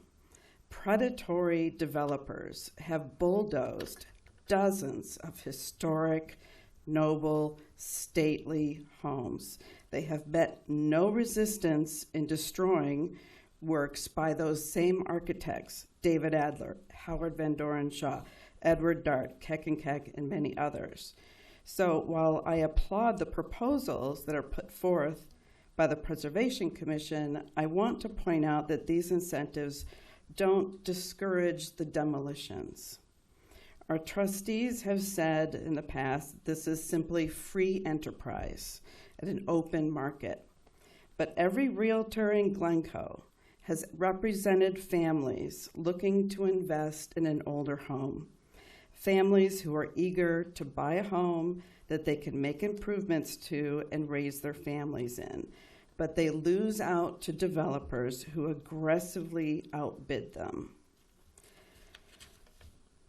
Many homes are not even listed on the MLS before they're snatched up by developers. That does not feel like free enterprise to me. That does not feel like an open, fair marketplace. So I ask this board to demonstrate that you care about our architectural heritage and work with us to find solutions that help to preserve our culture. Allocate some resources to explore ways that we can encourage preservation and discourage the bulldozing of our historic homes. Thank you. Thank you very much. Claire Roseanne. Hi, good evening. I addressed the board at the February 2025 meeting to express my concern over the historic home demolitions happening in Glencoe. And since then, I've started an advocacy group for Glencoe residents who want to see historic preservation become a priority for the village. Hundreds of people have reached out to me expressing similar concerns about our diminishing historic housing stock. On behalf of my group, Save Glencoe's Historic Homes, we are very happy to see that preservation incentives are being formally reviewed by the board today. I know the Preservation Commission has been working towards this for some time, and we fully support their proposals. As you know, probably, Hinsdale has enacted similar preservation incentives a few years ago, and they've been tremendously successful. In 2.5 years, over 100 homes have been added to their significant structures list, and 22 historic homes have taken advantage of their incentives. I believe the proposals that are on the table today will have some effect, but I do hope that the board considers broadening the base of qualified properties beyond just certified and honorary landmarks. Maybe saying any home that is past a certain age could be eligible for these incentives. I know not every home that's older than, 50, 70 years is necessarily important, but they are part of the, architectural fabric of the village. Winnetka recently started offering a 20% bonus increase in the permitted gross floor area to homes that are older but may not be landmarks. Hinsdale's incentives apply to any historic home, not just landmarks, so long as they meet one of several criteria and the owner wants their home on the significant structures list. I think extending these proposals to all of Glencoe's historic homes with some stipulations will preserve historic properties and property rights. So I hope you consider extending these incentives. And I want to thank the Preservation Commission for bringing these proposals to the board. And thank you for your time. Thank you. Ashley Kane Spector. She had to go home. Okay. But she's on your side. Yeah. Okay. Okay. Okay. Sophia Scher. Oh, okay. She came to talk about historic homes. She ended up talking about beach parking, but we, should I assume she's on the same side? We don't know. Okay. Susan Karp. Come on up.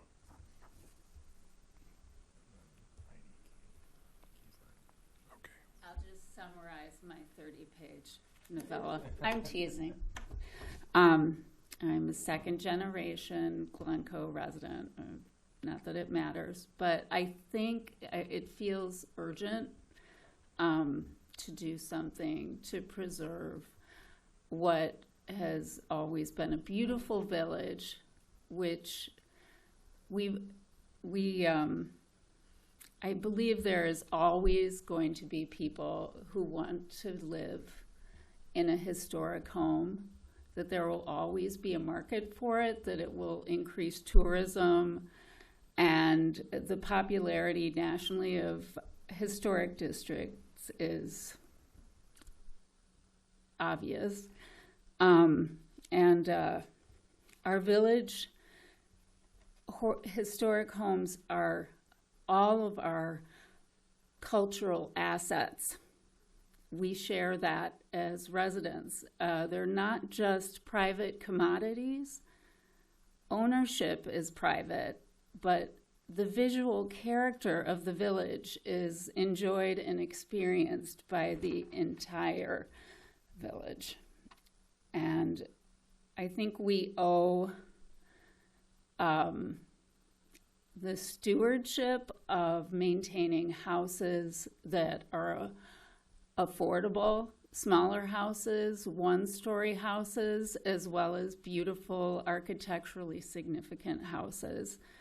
And of course, we saw how contentious these things can be, and I think we need to respect everyone's opinion and everyone's house and aesthetics. But there are a lot of people who are happy to buy a house as long as it has a fairly updated kitchen. Thank you. Thank you very much. Heidi Kiesler.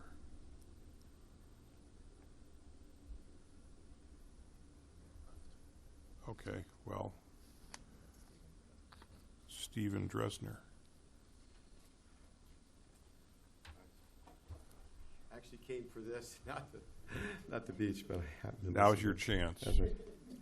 Okay, you heard I live in an old house already, 120 years old on Sheridan Road, and I restored the house next door to us, which was 600 Sheridan Road, and participated in saving that house. And we also owned a building in Glencoe, which is historic, which was the Glencoe Hotel. So we're very interested in historic properties on Park Avenue, 378 Park Avenue. Let me just summarize. Incrementalism that you talked about is now an urgent issue. You've done incrementalism. What you're offering, I'll agree with anything they want, is nothing. It's going from 3,000 to 5,000 for demolition is absolutely nothing. The urgent issue is there's not going to be any houses left. The houses that are saved cost so much money to save. Do you realize how much it costs to save them? The house next door probably has $3-point-something million into it. The other house on Sheridan Road that was saved, which is a Safe Hearth home, has millions of dollars saved on it. You're not even touching it. The incrementalism now is urgent. There's nothing left. Why would you use incrementalism now? It's now urgent. Okay, if you want to talk about death, they're all going. I live in a home. I'm desperately trying to keep it. And, when you got rid of the tax freeze, that was huge. Now, you didn't necessarily do it. I realize the state did it. But there's not a lot of good education around about what you can do to get those tax incentives. And I've got a lot of mixed information from, people don't want to restore their home. Put their home in a situation where it can't be torn down, right? I know that sounds a little bit ridiculous, because why would people want not to, have an ordinance that you can put a lot of money into your home and not have it torn down? The way you save a home is you have to put a lot of money into it. And so you have to have these incentives. And you don't necessarily have to restrict somebody from tearing it down, because if you restore it that well, they'll never tear it down. They're not going to tear down a home that somebody put a lot of money into, because it's great. They're not going to tear down a $6 million home. So you have to incent people to put it in. I did the freeze program in 1987, and I got a tax freeze for 12 years. I can't do it anymore. The amount of money that I have to put into my house now is so much more money than I would have to put then. And I didn't even get to the surface of what's needed to my home. So all I'm saying is, this incrementalism, the stuff that you're doing is fine. You need to do a lot more. You need to give people incentives like, let them have an ADU. I mean, you don't want it all over Glencoe. You want apartment buildings. Maybe like some of these homes, maybe let them have apartments there. Come up with some creative ways to have people keep these homes. The other thing is, I live on a street. My home is surrounded by like 5 or 6 Safe Hearth homes. It is the absolute perfect block to make an historic district. On one side of me is a Safe Hearth home. The other side is a Safe Hearth home. Mine's a John Flanders home, which was built by the chief architect of the city of Chicago. All right. Anyway, so I think you got to do a lot more. Okay. And everything these guys are doing is great. So that's all I got to say. Thank you very much. That's all the people who have signed up. Is there anyone else who's here who wants to talk about our preservation issues? If not, now's a chance for the board to talk about it. Before we do, let me just say I want to thank the Preservation Commission for all their hard work. I see a number of them are here. We wouldn't be doing any of this without them working hard on it, without them leaning on us. So and the village board appreciates everything they've done. And for the record, you know, there are probably some people on the Preservation Commission that would have wished we did a little more, but these are very difficult issues. I agree personally with the sentiment of folks that said I would like it if we had saved all these historic homes, but there are varying views on the board, but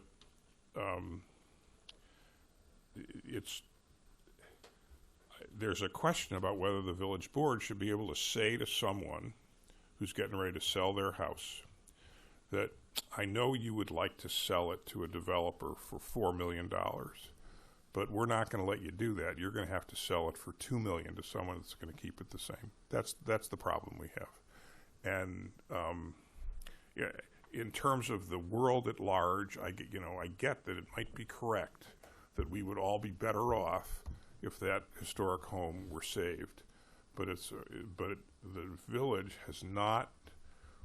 government has not been willing to say to somebody that we're going to say you can't get that extra $2 million. Instead, we've said you can volunteer, and here are some incentives so that you'll keep the historic home. But it's very hard for us as a village to compete. We're doing the best we can, but it's very hard for us to compete with that kind of dollars.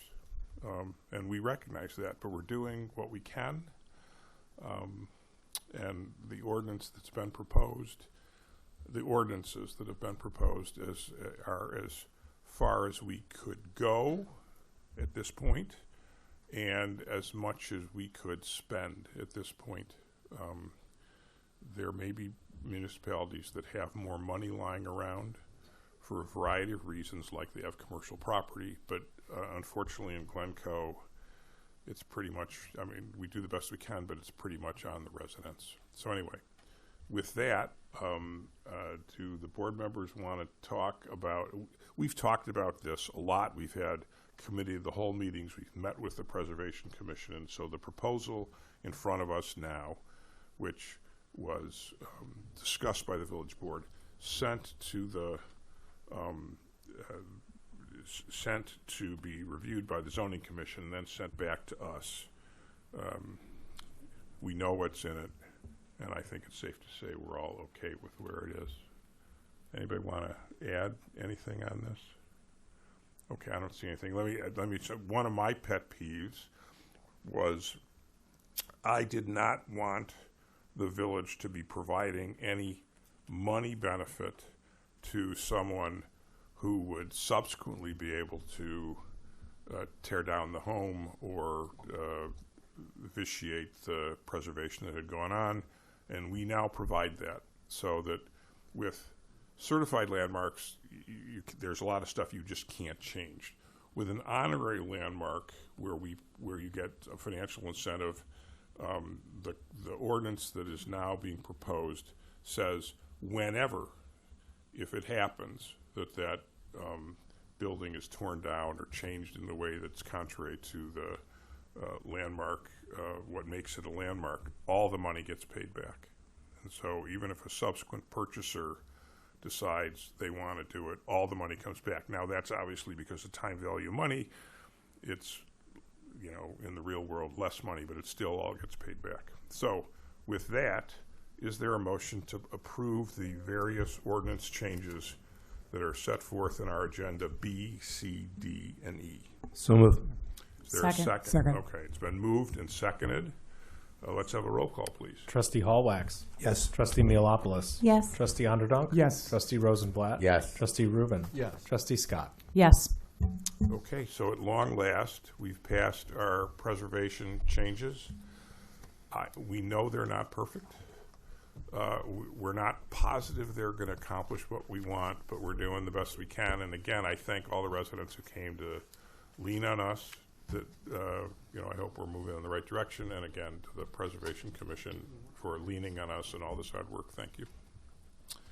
Okay, next item on the agenda is consideration of an ordinance approving a special use permit to allow a golf course protective structure to exceed otherwise applicable height limits at the Glencoe Golf Club at 621 Wesley Road. And on this, I'll ask Taylor Baxter, our Development Services Director, to present. Thank you, President Rowan and members of the board. This is consideration of a request by the Glencoe Golf Club for a special use permit to allow golf course driving range protective netting to exceed otherwise applicable height limits. A few years ago, the village updated the zoning code to create a new use in the definition section called golf course protective netting. And the golf course protective netting in the zoning code is allowed to have relief from a variety of different zoning code provisions with the approval of a special use permit, including height restrictions. The golf club is proposing a 25 to 40 foot high driving range protective netting along the Wesley Road frontage. As a reminder of the SUP process, the first step is a public hearing at the Zoning Commission. The Zoning Commission takes public comments and makes a recommendation. The Zoning Commission, as we'll discuss in a few minutes, has completed that process, and there's a recommendation of approval with conditions as part of the ordinance in your packet. We're on step 2 tonight, which is the village board consideration and a final decision. It's a little bit hard to see on the screen here, but the netting runs approximately east-west, starting there, and runs just about north of Hofelder Road. It's between 600 and 700 feet there, and then it turns about 45 degrees, and then straight north, just about straight north and south of Hofelder Road. There's 25-foot high netting along the Wesley Road frontage, and then it tapers upward to 40 feet in height for that north-south segment. Here's the proposed setback, 60 feet from the street there. You can see that cone. It's a little bit hard to see there, but there's a cone, a couple cones back there behind the trees. That's 60 feet from the street. That's where the netting is proposed to be located. These are just some examples provided by the applicant. The applicant, again, is the golf club. Of 25-foot nettings, you can see some examples of the height there and similar type of transparency. Here's some conceptual plans. This is looking roughly northwest from the corner of Wesley and Hofelder. You can see the netting increasing in height from 25 to 40 feet as it turns towards the north. Here's another conceptual image looking to the northeast from Wesley Road. A few items to consider. Per the applicant, the netting is likely more transparent than shown on those last 2 renderings. It's difficult to show the accurate transparency, and also the applicant didn't want to overpromise on how it's going to look there. The netting was originally 25 feet high and extended further to the east than is currently proposed, and then made a 90-degree turn to the north. After completing a tree survey, the applicant amended their proposal to revise the location and push it a bit further to the west to eliminate on trees and to keep it from going too far east of Hofelder Road there. That means it's actually closer to the T's, which means in order to provide the same level of protection, it needed to taper up to 40 feet, which is the proposal that's currently in front of you. That proposal was also what the Zoning Commission was considering when they made their recommendation to approve the SUP. There's currently a 5-foot high fence along Wesley Road. That's proposed to be removed. A new fence is proposed, more permanent fence is proposed to be installed further from the road, between the road and the netting at a later date. Again, the Zoning Commission has had a public hearing. This public hearing took place in February, March, April, and May. There were public comments at each of these meetings. We have written comments, which are included in your packet. There were in-person comments at these meetings as well.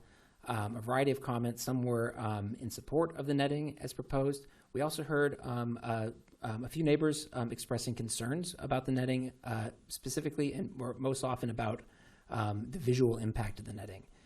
Also, some requests for screening and the removal of the existing fencing, which I just mentioned is proposed to be removed.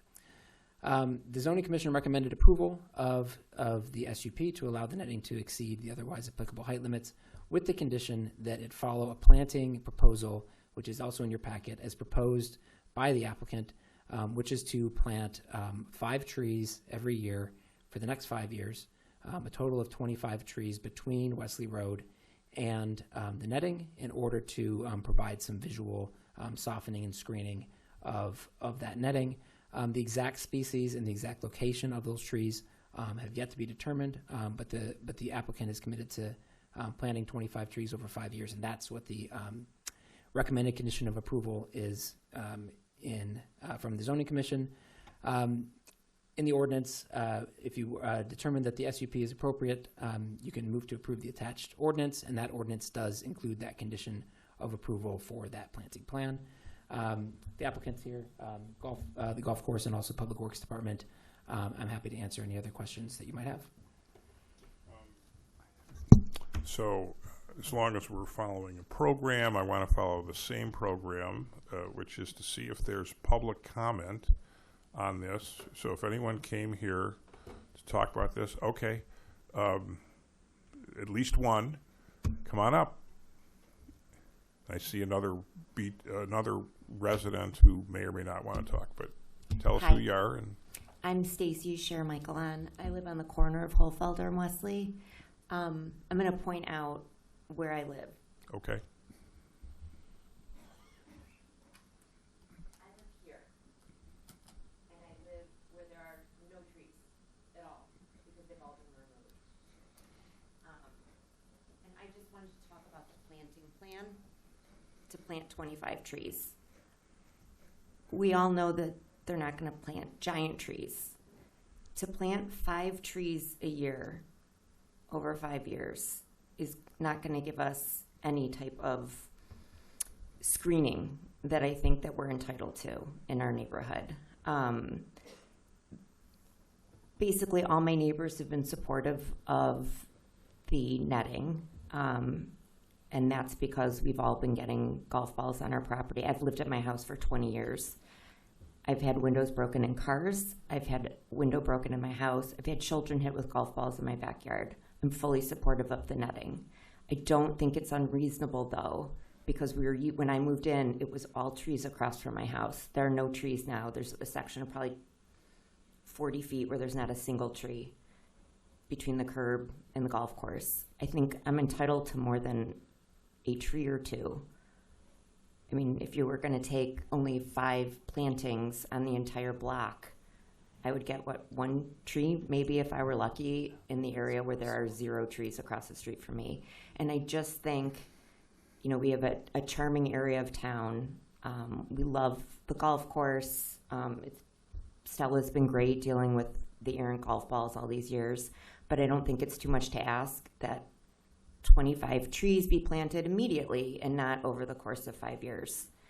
I mean, I probably won't enjoy any of them, in the time I have left, because I have a feeling they're not going to be enormous trees. They're going to be little. I would hope we could seek out some evergreen trees so there's still some coverage in the wintertime. And that's it. I don't think it's asking for too much. We're putting a lot of money into the golf course. I think you could keep our neighborhood charming and keep the trees that were there originally that have now been removed and just plant some more. Thank you. Thank you. Come on up.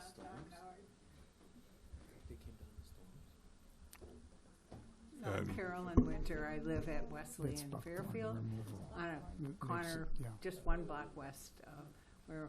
Could you Station speak into the Michael microphone, please? What? Could you speak into the microphone, please? Well, Okay, thank you. I said I'm Carolyn Winter. I live at Wesley and Fairfield, one block west of Stacy Michaelon.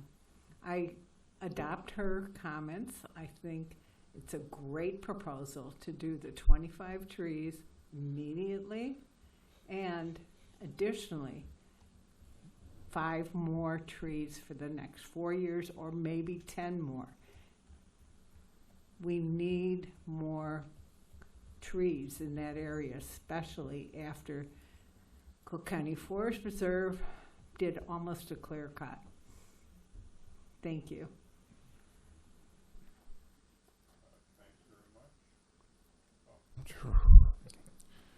Long night. Thank you very much. Point of clarification. Go ahead. Go ahead. I was going to say, I will ask for whoever the appropriate staff person is, whether it's Adam or Stella or Monica. What were the considerations that led us to say 25 trees, 5 trees a year? Yeah, that's fine.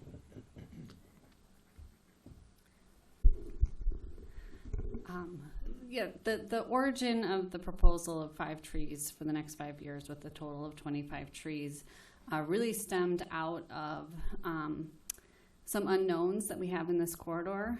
The village staff is currently finalizing a feasibility study looking at a pedestrian path along this corridor. That feasibility study looks at a pedestrian path on the south side of Wesley, as well as 2 alternative path options on the north side of Wesley. With those unknowns, I think the intention was to not place trees along this corridor, which is on Forest Preserve property, that would then need to get removed if that path does move forward. So without knowing the final layout of what that path is going to be, the intention was to make a commitment to screening, but just allow us that time to create that certainty. So with the 5 trees in the first 5 years, I think we're confident that we can find locations that will not become a future conflict. And even the second year, if there's still uncertainty, 10 trees seemed like a reasonable amount to find locations that would not pose a future conflict. And then as we move forward, we should know where that path is going, what our construction access areas are, what the construction impacts may be for that path being constructed. And I would assume that with that project, there may be some supplemental landscaping that is associated with that project. And we may come to installing all 25 trees within less than 5 years. We may install more than 25 trees in that total time frame. I think the intention overall was for that to be a bare minimum for the village to commit to, just in that phased approach. Thank you. Question for staff. A quick question for staff. Would those additional tree plantings have to be approved by Cook County? I think Cook County would support any tree planting that we'd like to do. The golf course, in its history, has been allowed to do any type of tree planting without permission. However, with our second amendment, with Cook County Forest Preserve, one of the attached exhibits was their seed source policy, which is very specific on the types of plants that can be placed on their property. So we would need to ensure that any trees that are being placed do comply with that seed source policy. They do have a very extensive list of acceptable planting materials, anything from flowers to shrubs to trees. They are all listed in their native names. So it will take some time and expertise, but I would assume that most of the trees we have listed under our heritage tree plant types would be acceptable, but I would need to go back and double check that with an expert. Yeah, as a follow-up question, I don't, they can't, because of the future possible plans for the path, it would be unwise to plant anything right now. I was going to say that some of that land has already been poisoned by the previous trees, the buckthorn that was basically removed, and that has killed the soil, and that's why nothing can really be planted there for a couple of years until that soil stabilizes. So what I'm trying to do is manage people's expectations as to how soon, best case, we can even plant any trees there. Is that correct? I am by no means an expert, but yes, my understanding is that buckthorn in its nature does create a toxicity in the soil. And so if we were wanting to plant in an area of removal, we may have to, I'm not saying it's impossible, we may have to take some extra measures or some extra provisions to ensure survival of those trees. And these trees would be planted as part of the village's annual tree planting program, and we do take measures to ensure the health of the trees that we plant on an annual basis. Terrific. Thank you. Any other comments from the village board? Okay. Absolutely. With the netting, isn't the purpose of netting to kind of protect the people living in Hofelder? So why is it 25 feet there and going up to 40 feet, basically running east and west across? Because I think most bad golfers are going to be hitting their shots way to the right, not too far. But I want to hear the answer. Sure. The driving range is remaining irons only. Okay. So keep that in mind. It is not changing its use at all. Along Hofelder is 25 feet because we had to bring the net further to the west and had to be higher in the back to contain the shots. If it was back further to the east, it could have remained at that same 25-foot height because of a ball trajectory study that shows where the balls are descending. It has to be raised in the back to contain them. Okay, I figured there's some kind of study that supported that. I just wanted to kind of ask that question because I was concerned about it. Thank you. Sure. Any other comments or questions? Let me say to I want to thank the zoning commission for looking at this. I want to thank our staff for figuring out how to do it. And for the folks who came in and said we should do more trees sooner, I feel your pain. I get it. The village did not there is a state mandate and a county mandate to take out buckthorn. And when we did our golf clubhouse program, a requirement to proceed with the program is that all of the buckthorn there was going out. So we understood that there was screening there in the form of buckthorn, but we also were ordered to take it out. And now we're trying to figure out what to do when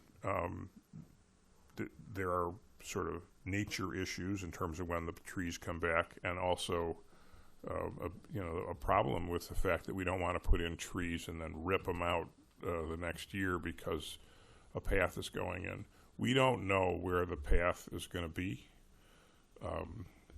We don't know if the Forest Preserve will allow us to put in a path on the north side, which would be sort of our preference and certainly the residents' preference. But until we nail that, and it'll be hugely expensive, I suppose we'll try to get the Forest Preserve to help pay, but they usually don't. And so I understand your point, but we're stuck. And with respect to the net, I understand it's something we really have to do to protect our residents from golf balls. And I say that as someone who lives on the 18th fairway, where there isn't a net, I have hundreds of golf balls. I have broken windows, car windows. Some genius managed to hit a drive that went over my house and hit on the back side of the house and went into the backyard. At least it didn't hit a skylight this time. So we felt that the net was imperative to protect our residents.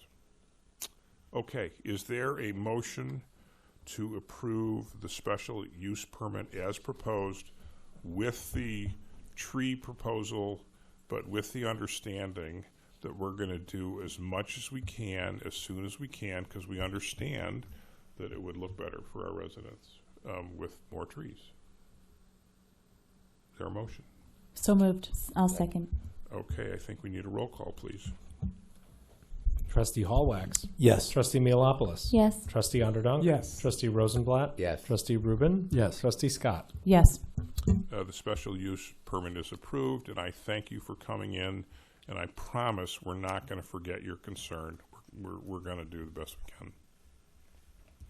Okay, the next item on the agenda is consideration of an ordinance authorizing the procurement of one 2027 Boston Whaler Guardian 190 boat from Brunswick Commercial and Government Products, Inc., of Edgewater, Florida, for the Public Safety Department at a total cost not to exceed $104,356, and to declare the existing boat as surplus.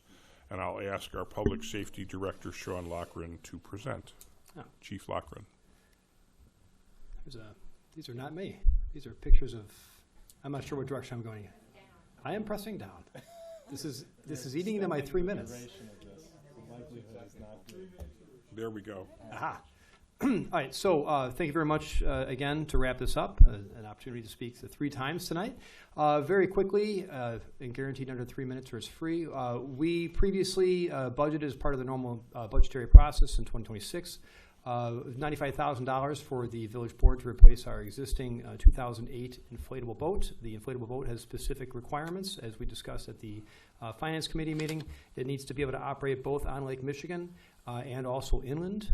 It has we function as a part of a multi-regional effort as far as fire and safety response on the water, and also evidentiary purposes of recovering evidence and also doing rescues landside. So our boat has far exceeded its lifetime, so we are seeking to replace it. The initial spec indicated that the boat was going to cost us approximately $95,000, which is what we budgeted for.